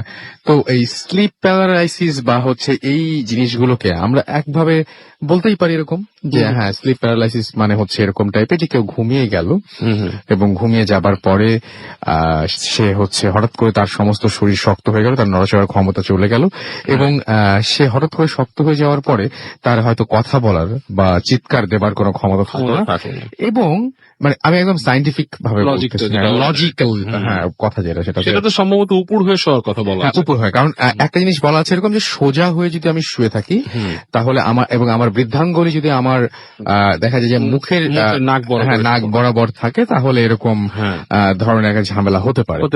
আচ্ছা, খুব ভালো কথা। আপনি এর আগেও একটা এপিসোডে যখন আপনার সাথে আমার কথা হচ্ছিল তখন আপনি মনে হয় বলছিলেন এরকম যে ব্যাপারটা আসলে এরকম না।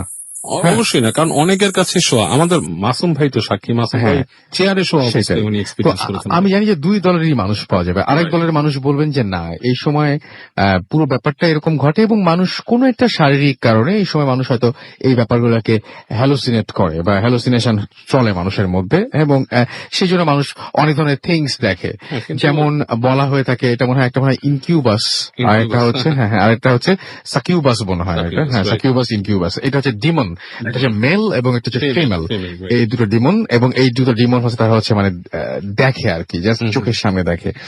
তো যেটাকে আমরা বোবা ভূত বলি, বোবা জিন, বোবা জিন বা বোবা ভূত বলি, এবং আমরা বলি যে কোনো কোনো সময় দেখা যায় কেউ দেখেন যে একজন পুরুষ মানুষ বসে আছে বুকের উপরে, কেউ কেউ দেখেন যে মহিলা মানুষ বসে, এবং সমস্ত ব্যাপারটা শুধু না রাসেল ভাই, আরো অনেক কিছুই দেখে মানুষ, আর অনেক কিছু দেখে, কেউ গলা চিপে ধরছে, কেউ দেখেছে বুড়ি। আমি যে কলকাতার একটা স্টোরি বলেছিলাম, একটা ছেলে সে বলেছিল একটা বুড়ি দেখতো ছাদের সাথে ঝুলে আছে, এক্স্যাক্টলি, এবং অনেকেই বলেন যে এটা বোবা জি যদি বলি, অনেকে আবার দেখেন যে এরকমও হ্যালুসিনেট করেন অনেকে, বা অনেকে এটাও দেখেন যে তাদের মধ্যে কনভারসেশন হচ্ছে। অবশ্যই হয়, আমাকে নিজেকে আমি ধরেছি, আমি এই স্টোরিটা কখনো বলি না, যদিও বোবা জিন, তারপরেও কনভারসেশন আমার সাথে কনভারসেশন হয়েছে। সো আপনাদের কি মনে হয়, এবং আপনারা আমরা কিন্তু বেশ কিছুটা সময় আরো এই শোটা কন্টিনিউ করব, সুতরাং আপনাদের যদি কিছু মনে হয় বা আমরা আগামী উইকেও এটা নিয়ে আলোচনা করতে পারি, সো আপনাদের যদি কিছু মনে হয় এবং আপনাদের মতামত কি, এটা কি শুধুমাত্র জাস্ট এই স্লিপ প্যারালাইসিস কি শুধুমাত্র শুয়ে থাকার কারণেই, ভুলভাবে শুয়ে থাকার কারণেই হয়, যখন আপনি কিনা চিত হয়ে শুয়ে আছেন এবং আপনার পায়ের বৃদ্ধাঙ্গুল আপনার নাক বরাবর রয়েছে তখনই কি এরকম ঝামেলা হচ্ছে, নাকি পুরো ব্যাপারটা একটা হ্যালুসিনেশন, নাকি সত্যি এই সাকিউবাস বা ইনকিউবাস যদি বলি এই ডিমন, বা আমরা যদি আরো অন্যভাবে বলি আমাদের ভাষা যদি বলি বোবা ভূত বা বোবা জিন যদি আমরা বলি, আপনার কি মনে হয়, আপনি কোনটা বিশ্বাস করেন?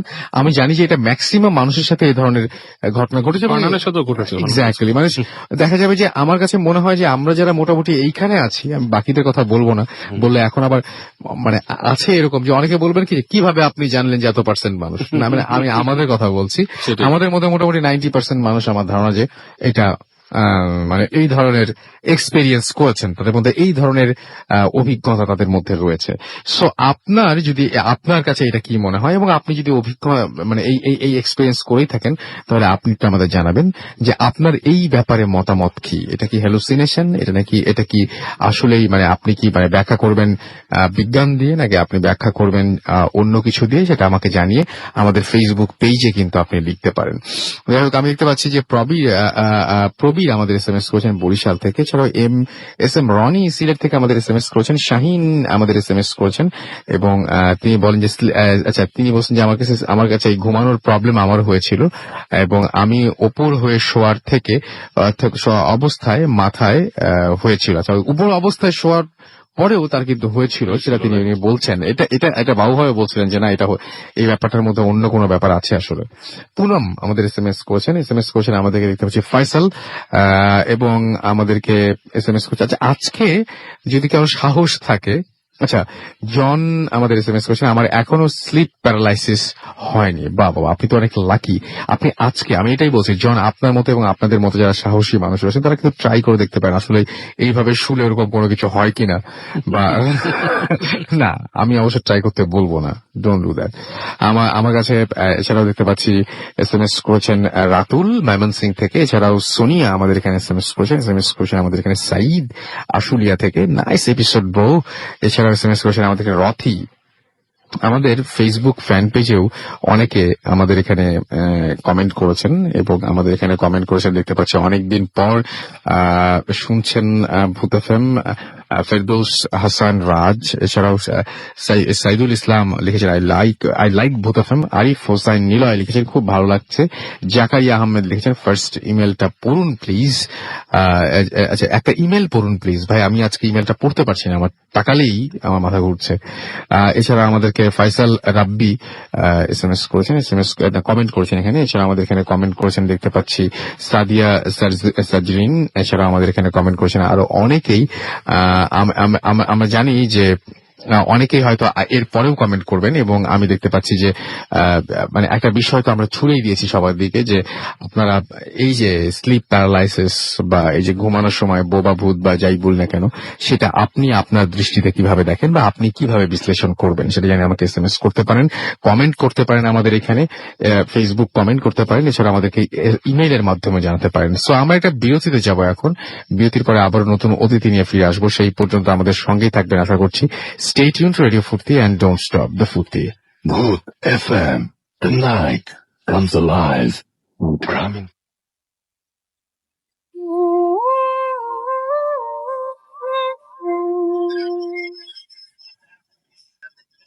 Welcome back. শুনছেন সবসময় রেডিও ফুর্তি 88.2 FM, বাংলাদেশের সর্ববৃহৎ রেডিও নেটওয়ার্ক। ঘড়িতে সময় 1:25 আমি রাসেল আছি, সাথে আমার সাথে রয়েছে মাসুম এবং আজকের অতিথিরা।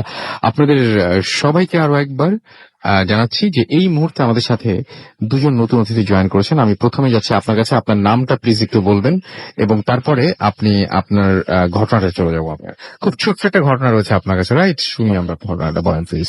হ্যালো, আমি মিজান। আমি সাউথ ইস্ট ইউনিভার্সিটিতে ইলেকট্রিক্যাল ইঞ্জিনিয়ারিং এ পড়ছি। আমি গুলশান 1 থেকে এসেছি। ওকে, শুনি আপনার ঘটনা। আমি বেসিক্যালি যে ঘটনাটি বলতে চাচ্ছি, এটি আমার ছোটবেলায় ঘটে যাওয়া আমার গ্রামের বাড়ির ঘটনা। প্রথমে আমি আমার গ্রামের বাড়ির একটা বর্ণনা দেই। আমার গ্রামের বাড়িটা এরকম একটা জায়গাতে যে ওখানে বাড়িটার প্রায় 3 দিক দিয়েই বাঁশঝাড় অবস্থিত। আর এরকম একটা জায়গাতেই আমার ছোটবেলা থেকে বেড়ে ওঠা। আর আমি ছোটবেলায় নামাজ পড়তাম, প্রায় 4 থেকে 5 ওয়াক্ত নামাজই পড়তাম। আর তখনই একদিন হঠাৎ সন্ধ্যাবেলায় অজু করার জন্য বাড়ির পিছনে গেলাম। বাড়ির পিছনে যাওয়ার পরে গ্রাম অঞ্চলে নর্মালি টিউবওয়েল গুলা বাড়ির পিছনেই থাকে। আর ওখানে গেলাম, ওখানে যাওয়ার পরে বাড়ির পিছনে আবার নদী, ওই নদীর দিকে তাকালাম। নদীর দিকে তাকানোর পরে ওখানে একটা গাব গাছ ছিল। আবার ওখানে আগের যারা আমাদের মানে মুরব্বী আছে তারা বলতো যে ওই জায়গাটা নাকি খুব বেশি একটা ভালো না। আর সেই বিধায় ওখানে তাকানোর পরেই একটা অদ্ভুত জিনিস দেখতে পেলাম, যেটা সেখানে থাকার কথা না। ওখানে নর্মালি ওই সময় মানুষ যায় না। আর তারপরে দেখলাম যে একটা সিএনজির মতো কিছু একটা, বাট সেটা স্টিল দাঁড়িয়ে আছে। এটার উপর দিয়ে মানুষের আকৃতির, নিচের দিক দিয়ে মানুষের পায়ের মতো। তারপরে আমি প্রায় 1 মিনিটের মতো সেখানে দাঁড়িয়েছিলাম, কিন্তু সেটা কোনো নড়াচড়া করছে না। তারপর আমি চিৎকার করলাম। তারপরে সবাই যারা আছে তারা সবাই, আমার নানু তখন ছিল, নানু গেল, বাকিরা যারা আছে সবাই গেল। যাওয়ার পরে সেই জিনিসটা ভ্যানিশ, আর কিছুই ছিল না। তারপরে সবাই নিচে নামলো, দেখলো কোনো কিছুই নেই, কিন্তু সেটা চলেই গেছে এক প্রকার ওখান থেকে। তার কিছুক্ষণ পরে একজন গেল নিচে, যাওয়ার পরে সন্ধ্যার পরে একজন আবার সেই জিনিসটা, একই জিনিসটা দেখতে পেল। কিন্তু সবচেয়ে আশ্চর্যের বিষয় হচ্ছে, সবাই যখন গেল তখন এটা কি হলো, তখন এটা ছিল না। এটা আমার কাছে খুবই অদ্ভুত বলে মনে হলো। তেমনি আপনাদের কাছে যদি এটার কোনো ব্যাখ্যা থাকে তাহলে কাইন্ডলি জানাবেন। অনেক ধন্যবাদ আপনাকে আপনার ঘটনার জন্য। আমরা চলে যাব আমাদের পরবর্তী ঘটনা, আপনার পরবর্তী অতিথির কাছে। এবং ইন দ্য মিন টাইম আপনাদের আরো একবার জানিয়ে দিয়ে আমাদেরকে SMS করতে হলে মোবাইলের মেসেজ অপশনে গিয়ে টাইপ করে ফুর্তি FORTI ফুর্তি স্পেস দিয়ে লিখুন আপনার নাম, স্পেস দিয়ে আপনার মেসেজ পাঠিয়ে দিন 9840 নাম্বারে। আমাদের ইমেল করতে চাইলে আমাদের ইমেল অ্যাড্রেস হচ্ছে bhutfm@radiofurti.fm, which is BHWTFM@RADIOFORTI.FM। আপনার নাম, ঠিকানা এবং ফোন নাম্বার সহ আপনার জীবনে ঘটে যাওয়া আপনার জানা সেরা ঘটনা পাঠিয়ে দিন আমাদের কাছে। চলে যাচ্ছি পরবর্তী অতিথির কাছে। আপনার নাম বলে প্লিজ আপনার ঘটনাটা শুরু করুন। হ্যালো লিসেনার, আমি জয়, এসেছি ধানমন্ডি থেকে। আর এখন আমি যে ঘটনাটা শেয়ার করতে যাচ্ছি এটা হচ্ছে আমার এক বড় ভাইয়ের সাথে ঘটে যাওয়া ঘটনা। এই ঘটনাটা ঘটেছিল বড় ভাইয়ের সাথে প্রায় 6 বছর আগে। তিনি যখন আর কি আজিমপুরে ছিলেন, তো তিনি গ্রামে চাকরি পান এবং চাকরি পেয়ে তিনি ঢাকাতে চলে আসেন। এবং একটা সময় পর তার স্যালারি স্ট্রাকচার ভালো হওয়াতে তিনি চিন্তা করেন যে তিনি নিজে একটা রুম নিয়ে থাকবেন। তো তিনি আজিমপুরে অনেকগুলো বাসা খোঁজার পর একটা বাসা খুঁজে পান এবং সেখানে বাসাটা ছিল মূলত ছাদের উপরে, রুমটা ছিল ছাদের উপরে। তো রুমটা ছিল মোটামুটি অনেকটাই খোলামেলা।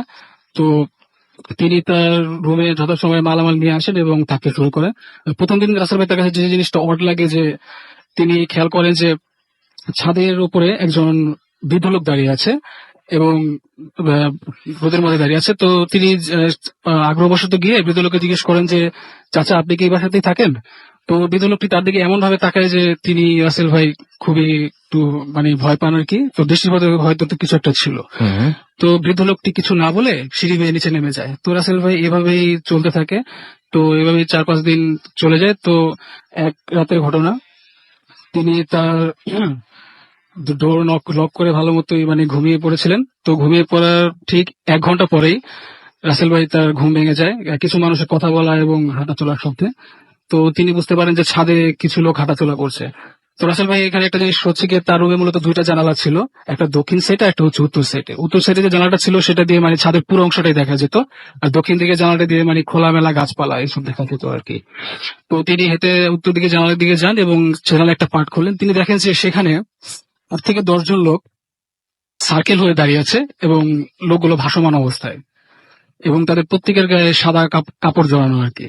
তো তিনি রাসেল ভাই আরো ভয় পান যে যে বৃদ্ধ লোককে তিনি কয়েকদিন আগে দেখেছিলেন সেই বৃদ্ধ লোকটি তাদের সাথে আছে।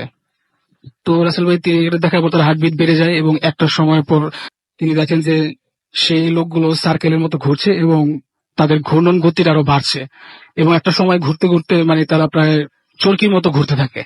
তো রাসেল ভাই এটা দেখার পর তিনি খুবই ভয় পান এবং তার মাথা ঘুরে ওঠে এবং তিনি চিৎকার করে সেন্সলেসে পড়ে যান। তো সেন্সলেস যখন পড়ে যান তিনি সকালে ওঠেন এবং ওঠার পর তিনি ফিল করেন যে তিনি বিছানায় শুয়ে আছেন এবং তার উপরে একটি চাদর দেয়া, সেটা অনুভব করেন আর কি। তো যাই হোক, যখন তিনি তার যতটুকু মনে আছে যে তিনি রাতে জানালার কাছে সেন্সলেসে পড়ে গিয়েছিলেন। তো কি করে তিনি বিছানার উপরে এলেন আর কি করে তার উপরে চাদরটা টেনে দেওয়া হলো আর কি। তো এটা তার ভিতরে প্রশ্ন জাগে। তো যাই হোক, সেদিন তার একটা ইম্পর্টেন্ট মিটিং ছিল, তিনি অফিস মিটিং এ চলে যান এবং অফিসের কার্যকলাপ শেষ করে যথাসময়ে তিনি বাসায় চলে আসেন এবং যথাসময়ে বাসার সবগুলো কাজ শেষ করে ঘুমানোর জন্য প্রস্তুতি নেন এবং ডোরটা ভালো করে লক করে আবার সেদিনের মতো ঘুমিয়ে পড়েন আর কি। তো রাসেল ভাই ঘুমানোর ঠিক 1 ঘন্টা পরে হবে, হঠাৎ একটা ধপস একটা শব্দ হয়। শব্দটা শুনে তিনি উঠে বসেন এবং দেখেন যে তাদের ঘরে যে দক্ষিণ দিকে জানালাটা যে ছিল, জানালাটা খুলে গেছে। তো তিনি সেখানে যান এবং দেখেন যে সেখান থেকে ঠান্ডা বাতাস আসছে। তিনি ভাবেন হয়তো জানালাটা ভালো করে আটকানো হয়নি, সেজন্য খুলে গেছে। তিনি যখন রাসেল ভাই জানালা দিয়ে বাইরের দিকে তাকান, তিনি দেখেন যে জানালা থেকে মেবি 20 ফিট দূরত্বে হবে সেই বৃদ্ধ লোকটি, যাকে তিনি গত 2 দিনও দেখেছেন, সেই বৃদ্ধ লোকটি ভাসছে এবং তার দিকে তাকিয়ে ভয়ানক দৃষ্টিতে তার দিকে তাকিয়ে হাসছে। এটা দেখার পর রাসেল ভাই তিনি আসলে সত্যি খুব ভয় পান এবং সে অবস্থা থেকে জানালা থেকে 2 হাত পিছে চলে আসেন। ঠিক এই মুহূর্তে আবার পেছনে যে উত্তর দিকের জানালাটা সেটাও খুলে যায়। তো তিনি একবার হাউ করে চিৎকার করে পেছনের দিকে তাকায়, তিনি দেখে যে ছাদের উপরে বেশ কিছু লোক দাঁড়িয়ে আছে। তারা প্রত্যেকে সাদা কাপড় পরা এবং হাত তুলে তাকে ডাকছে। আসলে রাসেল ভাই ঘটনাগুলো তার সাথে এত দ্রুত ঘটতে থাকে যে তিনি আসলে কি করবেন অ্যাকচুয়ালি কল্পনা করতে পারছিলেন না। তো রাসেল ভাই এরপরে যে ঘটনাটি ঘটে তিনি আসলে খুবই ভয় পেয়েছিলেন, আসলে নিজেকে আর কন্ট্রোল করতে পারেনি। ঘটনা ছিল এমন যে তিনি অনুভব করেন কেউ পেছন থেকে তার কাঁধে হাত রেখেছে। তিনি যখন আস্তে আস্তে পেছনে ঘুরে তাকান, তিনি দেখেন যে সেই বৃদ্ধ লোকটি তার এই রুমের ভিতরে তার পেছনে দাঁড়িয়ে আছে। এটা দেখার পর রাসেল ভাই তিনি নিজেকে কন্ট্রোল করতে পারেন না, সেখানে সেন্সলেস হয়ে পড়ে যান আর কি। তো তার যখন সকালে জ্ঞান ফিরে, তো তিনি অনুভব করেন যে তিনি সে বাসার বাড়িওয়ালাদের রুমে আর কি শুয়ে আছেন আর কি। তো তিনি বাসার কর্তৃকে জিজ্ঞেস করেন যে কিভাবে এলেন। তো বাসার কর্তৃ বলে যে তাদের ফ্ল্যাটের দরজার সামনে নাকি তিনি পড়েছিলেন আর কি। তো রাসেল ভাই তিনি আসলে কোনো কিছু মেলাতে পারেন না, তিনি কিভাবে উপরতলা থেকে নিচতলাতে এলেন, ডোর তো ভেতর থেকে লক করা ছিল। তো যাই হোক, তিনি বাড়িওয়ালাদের সাথে কোনো কিছু শেয়ার না করে তিনি যখন নাকি ফ্ল্যাট থেকে বের হয়ে আসবেন আর কি, তো ড্রয়িং রুমে তিনি একটা ছবি দেখেন এবং ছবিটা খুবই অবাক হন আর কি। ছবিটা ছিল এমন, যেই বৃদ্ধ লোকটিকে তিনি কয়েকদিন যাবত দেখছিলেন আর কি, সেটা ছিল সেই বৃদ্ধ লোকটির ছবি। তো যাই হোক, তো তিনি বাড়িওয়ালাকে জিজ্ঞেস করেন যে এটা কার ছবি। তো কর্তৃ বলে যে ইনি হচ্ছে তার হাজবেন্ড এবং যিনি প্রায় কয়েক বছর আগে একটা রোড অ্যাক্সিডেন্টে মারা গেছেন। অনেক ধন্যবাদ আপনাকে আপনার ঘটনার জন্য। আমি দেখতে পাচ্ছি যে অলরেডি আমরা যে বোবা ভূত নিয়ে আমরা যে কথা বলছিলাম সেখানে অনেকেই কমেন্ট করেছেন এবং অনেকে লিখছেন যে রাসেল ভাই এটা হ্যালোসিনেশন না, আমি নিজেও বেশ কয়েকবার বোবা ভূতের মুখোমুখি হয়েছি, তবে এটাকে খুবই তিনি মানে ভয় না পেয়ে এনজয় করেছেন বলা যেতে পারে। বাবা আপনি এনজয় করেছেন, চমৎকার। তো আপনার নামটা সবার জানা উচিত। আপনি হচ্ছেন রনি আহমেদ অর্ণব, যিনি ভয় না পেয়ে এনজয় করেছেন এবং তিনি বলেছেন এটা ঘুমের যে কোনো অবস্থাতেই হতে পারে। আচ্ছা, আমাদেরকে এছাড়াও দেখতে পাচ্ছি বিক্ষোভে লিখেছেন ঘুমের মধ্যে বোবা ধরা এটা আমার কাছে এখন স্বাভাবিক ঘটনা, প্রায় 3 বছর ধরে আমার এই সমস্যা হয়। এছাড়াও আমি দেখতে পাচ্ছি যে আরো অনেকেই এই ব্যাপারে বলছেন যে কেউ বলছেন যে এই উইকে না পরবর্তী উইকে এই ব্যাপারে তিনি কথা বলবেন এবং এই সমস্ত ব্যাপার নিয়ে কথা বলবেন, যেটা আসলে কি সেই কোন ডিমন দেখেন কিনা বা কোন জিন এসে অ্যাটাক করে কিনা, নাকি এটা সত্যি শুধুমাত্র শোয়ার কারণে, এটা নিয়ে অনেকে কথা বলতে চান।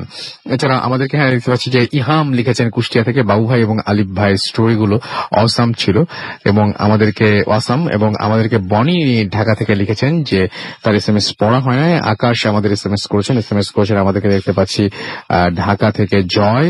এছাড়া আমাদের SMS করেছেন দেখতে পাচ্ছি সত্যম। এছাড়াও পুনম আমাদের SMS করেছেন, লিমন শেরে বাংলা থেকে আমাদের SMS করেছেন, আমাদেরকে সঞ্জিত SMS করেছেন। এছাড়া আরো অনেকে SMS করেছেন। আমরা আরো একটা ঘটনা শুনবো আলিফের কাছ থেকে, ঠিক এই রিলেটেড যেই ঘটনাটা যেটা নিয়ে আমরা এখন আলোচনা করছি সেই ঘটনাটা। এবং আমার মনে হয় যে আলিফের সাথেও, আলিফ না আমাদের এখানে ফারনান এখন আছে, ফারনানের সাথে এইরকম একটা ঘটনা ঘটেছিল, যে ঘটনাটা আমরা বলছিলাম যে অনেক সময় আমরা শোয়ার সময় এরকম ফিল করি যে আমাদের উপরে কেউ একজন চেপে বসেছে এবং তিনি আমাদের গলা টিপে ধরছেন, কথা বলতে দিচ্ছেন, আমরা হাত নাড়তে পারছি না, পা নাড়তে পারছি না, আমাদের প্রচন্ড কষ্ট হচ্ছে, কাউকে এই মুহূর্তে ডাকা প্রয়োজন কিন্তু ডাকতে পারছি না। এরকম ঘটনা অহরহ সবার সাথে ঘটে। তো আমি এটা বলছিলাম যে এটা কিন্তু ওই যে ইনকিউবাস বা সাকিউবাস বা এরকম কোনো কিছু বা মেল বা ফিমেল ডিমন, নাকি এটা আসলেই মানে নর্মাল একটা ব্যাপার। অনেকে বলেন যে এটা বোবা ভূত, অনেকে বলেন যে এটা বোবা জিন, আবার অনেকে বলেন যে বোবা ভূত বা বোবা জিন হলে এরা কথাও বলে। আপনার কি মনে হয় সেটা জানি অবশ্যই আমাকে SMS করতে পারেন, আমাদেরকে ইমেইল করে জানাতে পারেন এবং একইভাবে আমাদেরকে ফেসবুকের মাধ্যমে জানাতে পারেন। আমরা মাঝখান থেকে ফারনানের কি হয়েছিল সেটা একটু শুনে আসি এবং আজকে রাতের বেলায় এই ঘটনা শোনার পরে আমার মনে হয় যে অনেকেই খুব সাবধান হয়ে শুবেন, লম্বা হয়ে টান হয়ে অনেকে শোবেন, অনেকে তো পাশ ফিরে শুবেন, অনেকে হয়তো উপর হয়ে শুবেন। কিন্তু আরেকজন আবার বললেন যে উপর হয়ে শুলেও নাকি এরা অ্যাটাক করে। তো আমি জানতে চাই ফারনান, আপনার কেমন ভাবে অ্যাটাক করেছিল জিনিসটা?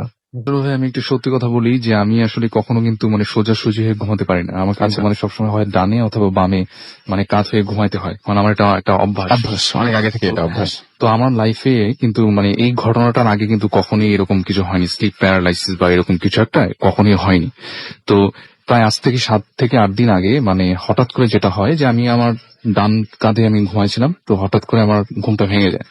তো ঘুমটা ভেঙে যাওয়ার পরে আমি তো জাস্ট একটা সাইড আমি দেখতেছি যে আমার ডান পাশের সাইডটা, বাট সোজাও হতে পারতেছি না, বামেও যেতে পারতেছি না, জাস্ট একদম ডান দিকে মানে ডান দিকে শুয়ে রয়েছি। কিন্তু আমি জাস্ট ফিল করতে পারতেছি যে আমার 2 হাত 2 পা মাথা কোনো কিছু আমি ঘোরাতে পারতেছি না, শুধুমাত্র আমার চোখটাকে আমি ডানে বামে উপরে নিচে ঘোরাতে পারতেছি। আমি সেভাবেই দেখলাম যে আমি আমার রুমের ভিতরে একদম ঘুমানো, আমার যে ফ্যানটা উপরের দিকে চলতেছে, যা কিছু রুমে সেই রুমটাই। কিন্তু সব থেকে আশ্চর্য বিষয়, আমার রুমের ঠিক ডান পাশে একটা জানালা থাকে এবং যত অন্ধকারই থাকুক না কেন এই জানালা দিয়ে আমার পাশের যে বিল্ডিংটা সেটা সবসময় দেখা যায়, এবং এটা রাতের বেলাও দেখা যায়, রুমে যদি লাইট অফ থাকে তখনও দেখা যায়। কিন্তু সেদিন আমি সেটাই দেখার চেষ্টা করলাম, দেখলাম যে না, একদম সম্পূর্ণ কালো অন্ধকার। আমার কাছে মনে হচ্ছিল যে আমার রুমটাকে কেউ মানে যদি উঠিয়ে নিয়ে কোন একটা অন্ধকার জায়গায় রেখে দেয় যেরকম লাগবে, ঠিক সেরকম একটা অবস্থা, চারিদিকে অন্ধকার আর অন্ধকার, কিন্তু আমার রুমটা সেটা। আর আমার কাছে মনে হচ্ছিল আমি একটা অন্য ডাইমেনশনে চলে গেছি, অন্য ডাইমেনশনে চলে গেছে। এবং আমার কাছে মনে হচ্ছিল যে আমি কিছু মুভ করতে পারতেছি না, ঠিক আছে, জাস্ট আমার কাছে মনে হচ্ছিল যে এটা আমার বাসা ঠিকই আছে, কিন্তু আমি ওখানে নাই, আমার যে এক্স্যাক্টলি যে প্লেসটাতে আমার বাসা সেটাতে না। হ্যাঁ, এটাও মনে হয় হয়, হ্যাঁ এটাও হয়। এটা আমার এবং মানে আপনি ফারহান নানান ভাবে শুয়ে ট্রাই করে দেখেছেন কি তারপরে যে মানে একটু চেঞ্জ করে বা এটাকে আপনি? না, আমি আসলে মানে আর সেটা এক্সপেরিমেন্ট করিনি, কেননা সেদিন মানে একটু শকড হয়েছে আসলে আমি ঘটনাটা। আপনার কাছে কি মনে হয় এটার ব্যাখ্যাটা কি? আমার কাছে যেটা মনে হয় যে এটা হ্যাঁ অবশ্যই কোন একটা খারাপ কিছু মানে এটার সাথে জড়িত। এটা আমরা যে বলি স্লিপ প্যারালাইসিস, অথবা অনেকে বলে যে উইকনেস এর কারণে হয় বা পেটে প্রবলেম হলে হয়, আমার কাছে মনে হয় না আসলে এক্স্যাক্টলি এটার রিজন। কেননা আমি আরো গভীর কোন অর্থ হয়তো এর পেছনে আছে। কেননা আমি এটা বলবো, কেননা আমি যেভাবে শুয়েছিলাম ঠিক সেভাবে তার কিছুক্ষণ পরে আমি যেটা ফিল করলাম যে আমার ঠিক ডান পাশে যে সাইডটাতে আমি শুয়ে রয়েছি, ঠিক 2 থেকে 3টা মানুষ যদি একসাথে কথা বলে, মানে ঝগড়া করলে যেরকম একটা সাউন্ড হবে না, ঠিক সেরকম আমার বিছানার ডান পাশে। কিন্তু আমার বিছানার ডান পাশে কে আসবে? আমার পুরো ফ্লোরে আমি একা থাকি, ঠিক আছে? সেটাই তো।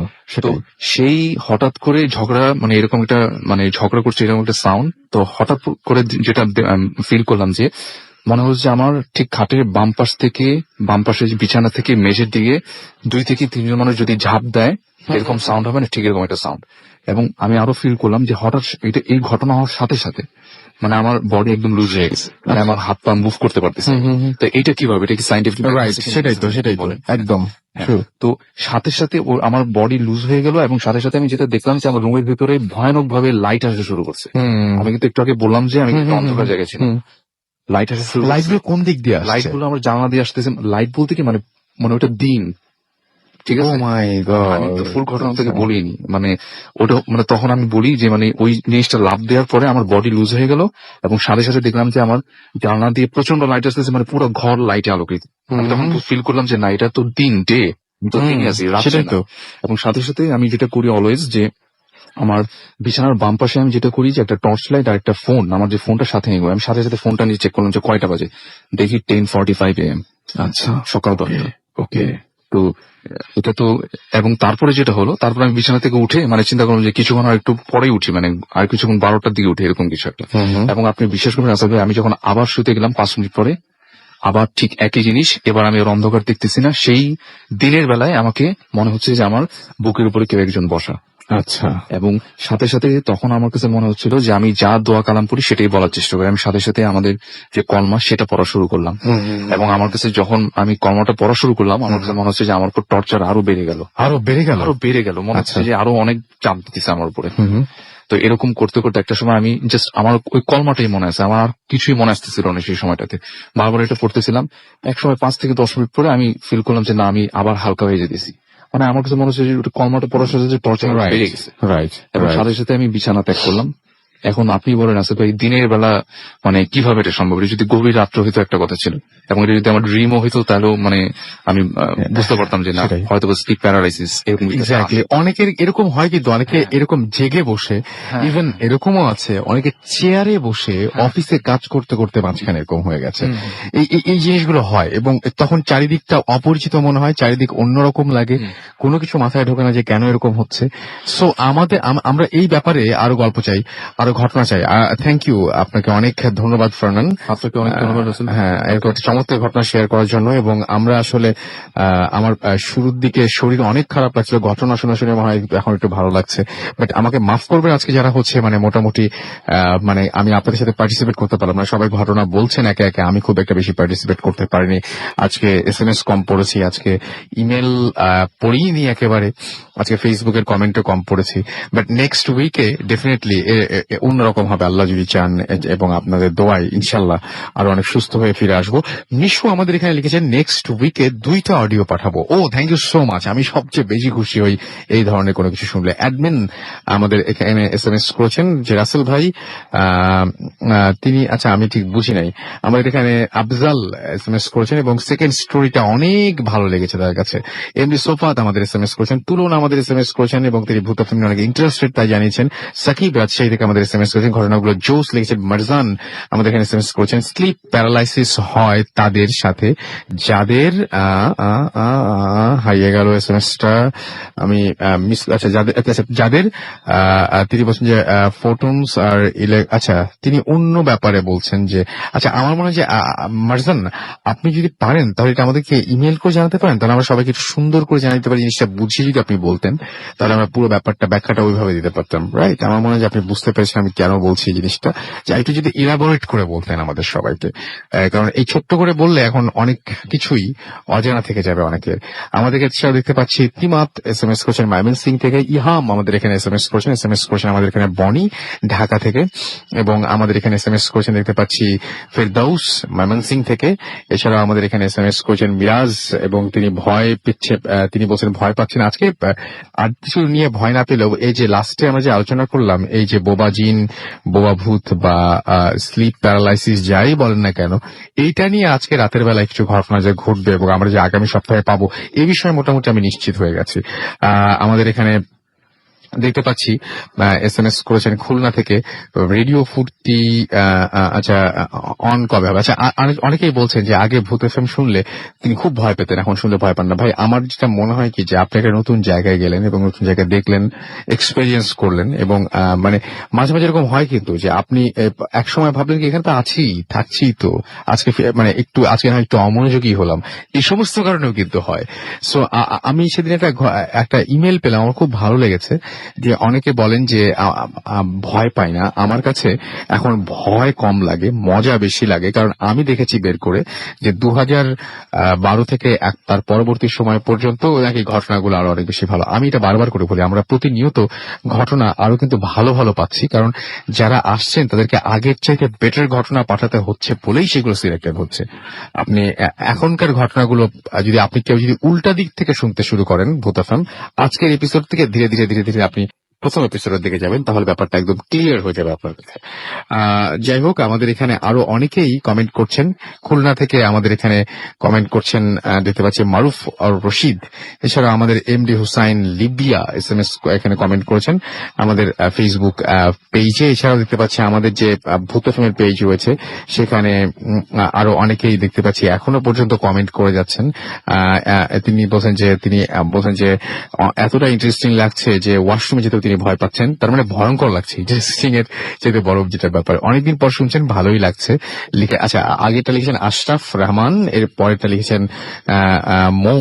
এছাড়াও দেখতে পাচ্ছি আরো অনেকেই আমাদের এখানে কমেন্ট করেছেন, কিন্তু হাতের যে সময় রয়েছে সেই সময় বলছে বিজ্ঞাপন বিরতির পরে আপনাদের আরো একটা ঘটনা শোনাতে পারবো আমরা। সুতরাং আমি তার আগে বিদায় নিয়ে নিই। আমি আগে থেকে বলছিলাম যে আজকে আমি একটু তাড়াতাড়ি শেষ করতে চাই, সো একটা ছোট্ট বিরতি আছে এবং তারপরে আপনাদের একটা অডিও ক্লিপ রয়েছে। তার আগে আমি বিদায় নিচ্ছি আপনাদের কাছে। কথা হবে আবারও আগামী সপ্তাহে ঠিক রাত 11:59 ভূত FM নিয়ে। সেই পর্যন্ত সবাই ভালো থাকবেন। তার আগে জানিয়ে দিই যে কিভাবে আমাদের ঘটনা পাঠাবেন। ঘটনা পাঠানোর নিয়মটি হচ্ছে আমাদেরকে ইমেল করুন আপনার ঘটনাগুলো, আপনার জানা বা আপনার শোনা যে ঘটনাগুলো রয়েছে সেই ঘটনাগুলো আমাদেরকে ইমেল করুন। আমাদের ইমেল অ্যাড্রেস হচ্ছে bhutfm@radiofurti.fm, which is BHWTFM@radiofurti.fm। আপনার নাম, ঠিকানা এবং ফোন নাম্বার সহ আপনার জীবনে ঘটে যাওয়া বা আপনার জানা সেরা ঘটনাগুলো লিখে পাঠিয়ে দিন আমাদের কাছে। আর ঘটনার সাথে অবশ্যই উল্লেখ করুন যে আপনি ঘটনাটি স্টুডিওতে শেয়ার করবেন নাকি আপনি চান যে আপনার ঘটনাটা আমরা পড়ে শোনাই। আজকের মতো এখানেই শেষ করছি। সবাই ভালো থাকবেন, সুস্থ থাকবেন, সুন্দর থাকবেন, মোস্ট ইম্পর্টেন্টলি ফুর্তিতে থাকবেন। আগামী সপ্তাহে আরো ভালো ঘটনা নিয়ে আপনাদের সামনে আসার প্রত্যাশা রাখি আজকের মতো এখানেই শেষ করছি। টাটা। Night comes alive.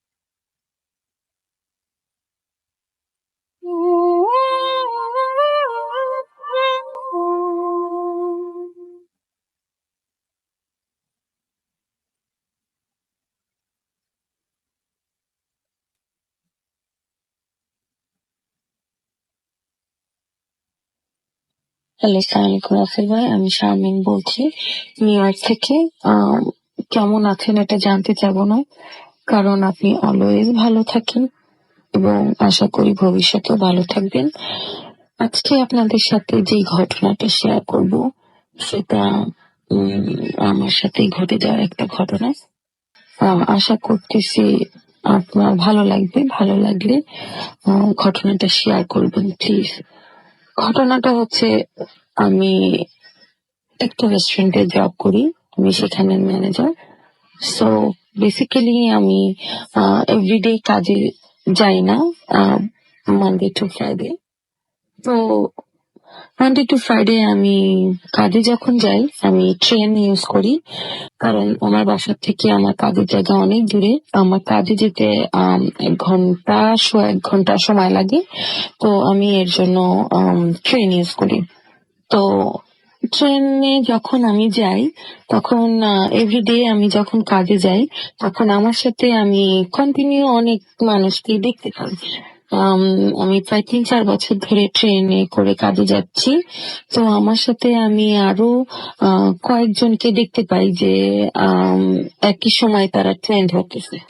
তো ঠিক এরকমই একটা কাপলের কথা আজকে আপনাদের সাথে শেয়ার করবো। কাপলটা, আমি যখন ট্রেনে উঠতাম তারা ঠিক আমার স্টপের আগে অথবা হ্যাঁ, আমার স্টপের আগেই তারা ট্রেন ধরত। তো আমি যেখানে মানে ঢুকতাম, এভরিডে আমি সেম জায়গা দিয়ে ঢুকতাম ট্রেনের। তো ওই জায়গাটার মধ্যেই আমি তাদেরকে মানে দেখতে পেতাম, ওই বগিটার মধ্যে তারা এক জায়গায় বসে থাকতো এবং আমি অলওয়েজ তাদের সামনাসামনি হয়ে বসতাম। তো বসার পরে আমি তাদের সাথে কখনোই কথা বলিনি। আজকে প্রায় 3-4 বছর ধরে আমি সেম জায়গায় কাজ করতেছি, তাদের সাথে আমি কখনোই কথা বলিনি বা তারাও আমার সাথে কথা বলে নাই। জাস্ট আমাকে দেখলে ওরা একটা স্মাইল দিত, আমি একটা স্মাইল দিতাম। তো একদিনের ঘটনা। তো আমি যখন ট্রেনে উঠলাম আমি আজকে খেয়াল করলাম যে মহিলাটা নাই, শুধু লোকটা বসে আছে। লোকটা পেপার পড়তেছে, লাইক প্রতিদিনই তারা পেপার পড়তো, কেউ কারোর সাথে কথা বলতো না। মহিলাটাও কথা বলতো না লোকটার সাথে, লোকটাও কথা বলতো না তাদের সাথে, বাট তারা দুজন একসাথেই বসতো। তো আমি এটা ধারণা করে নিছিলাম যে তারা হয়তো বা হাজবেন্ড ওয়াইফ হবেন। তো আজকে আমি দেখলাম যে মহিলাটা নাই। তো নাই দেখার পরে আমি খুব কিউরিয়াসিটি ফিল করলাম, খুব কিউরিয়াস হয়ে আমি তার কাছে গেলাম, গিয়ে তারে জিজ্ঞেস করলাম যে তুমি কেমন আছো। তো আমার সাথে যে মহিলাটা থাকে উনি কে? তখন সে আমাকে বললো যে মহিলাটা তার ওয়াইফ। আমি বললাম যে ও কোথায়, আজকে তাকে নেই কেন, আমি তাকে আজকে দেখতে পাচ্ছি না কেন? তখন সে বললো যে আজকে সে সিক, কালকে আসবে। তো ঠিক আছে, জানতে পারলাম, কথায় কথায় জানতে পারলাম তারা একই কোম্পানিতে জব করে। তো এনিওয়ে, সেদিনের মতো আমি চলে গেলাম কাজে। পরের দিনের ঘটনা, পরের দিন আজকে পরের দিন দেখলাম যে মহিলাটা আসছে কাজে, অথচ লোকটা নাই এবং ঠিক সব সময়ের মতোই পেপার পড়তেছে। তো যাই হোক, আমি মহিলাটার পাশে যেয়ে বসলাম এবং তাকে hi, hello, how are you এগুলা বলে তাকে জিজ্ঞেস করলাম যে তোমার শরীর আজকে কেমন, কালকে তো সিক ছিলা তুমি, আজকে কেমন ফিল করতেছো? এখন মহিলাটা অনেক সারপ্রাইজড হয়ে গেল। সারপ্রাইজ হয়ে আমাকে জিজ্ঞেস করলো যে আমি সিক তোমাকে কে বললো? তখন আমি বললাম যে কেন, তোমার হাজবেন্ড, তোমরা যে প্রতিদিন কাজে যাও এটা আমি দেখি, এর জন্য আমি অ্যাকচুয়ালি কিউরিয়াসিটি ফিল করে তোমার হাজবেন্ডকে জিজ্ঞেস করছি যে তুমি কোথায়। তখন সে বললো যে তুমি সিক। তখন মহিলাটা আরো সারপ্রাইজড হয়ে গেল। সারপ্রাইজড হয়ে প্রায় 10 সেকেন্ড পরে, 10 সেকেন্ড পর্যন্ত সে আমার দিকে অবাক দৃষ্টিতে তাকাচ্ছিল। তারপরে সে আমাকে বলল যে তার হাজবেন্ড আজ থেকে 6 বছর আগে মারা গেছে। ওই কোম্পানিতে, ওনারা একটা কোম্পানিতে জব করতেন, সেই মেশিনের সাথে আঘাত পেয়ে তার হাজবেন্ড মারা যায় 6 বছর আগে। তো সেই সুবাদে এখনো ওখানে সে জব করে এবং তার একটা ছেলে আছে, সেই ছেলেকে সে টেক করে। তখন আমি তাকে বললাম যে না, আমি এভরিডে তোমাদেরকে দেখি, তোমরা একসাথে কাজে যাও, কেউ কারোর সাথে কথা বলো না, তুমি পেপার পড়ো, তোমার হাজবেন্ডও পেপার পড়ে। পরে মহিলাটা আমাকে বলল যে না, এটা হতে পারে না। তো মহিলার সাথে একই কোম্পানিতে কাজ করে আরেকজন ছিল। তখন সে তাকে ডেকে আমাকে বলল যে তুমি আর কি আমাকে বোঝাতে বললো যে অ্যাকচুয়ালি সে যেটা বলছে সেটা সত্যি। বাট আমি তো নিজের চোখে বিশ্বাস করব নাকি ওই মহিলাটা যেটা বলতেছে সেটা বিশ্বাস করব, আমি অনেক কনফিউজড হয়ে গেলাম। তারপরে যাই হোক, আমি আরো খবর টবর নিলাম মহিলাটার সাথে। একদিন আমি সেই কোম্পানিতেও গেলাম এটার সত্যতা জানার জন্য।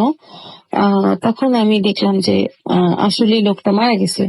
এরপরের থেকে আমি কখনো ওই লোকটাকে আর দেখি নাই, এবং হয়তো বা থাকলেও থাকতে পারে। আমি আর সেই মহিলাটার সাথে একই বগিতে ট্রেনে আর কখনোই উঠতাম না। রাসেল ভাই, এই এখন পর্যন্ত এই প্রশ্নের উত্তর আমার কাছে নাই যে আসলে লোকটা কে ছিল। এটাই ছিল আমার ঘটনা।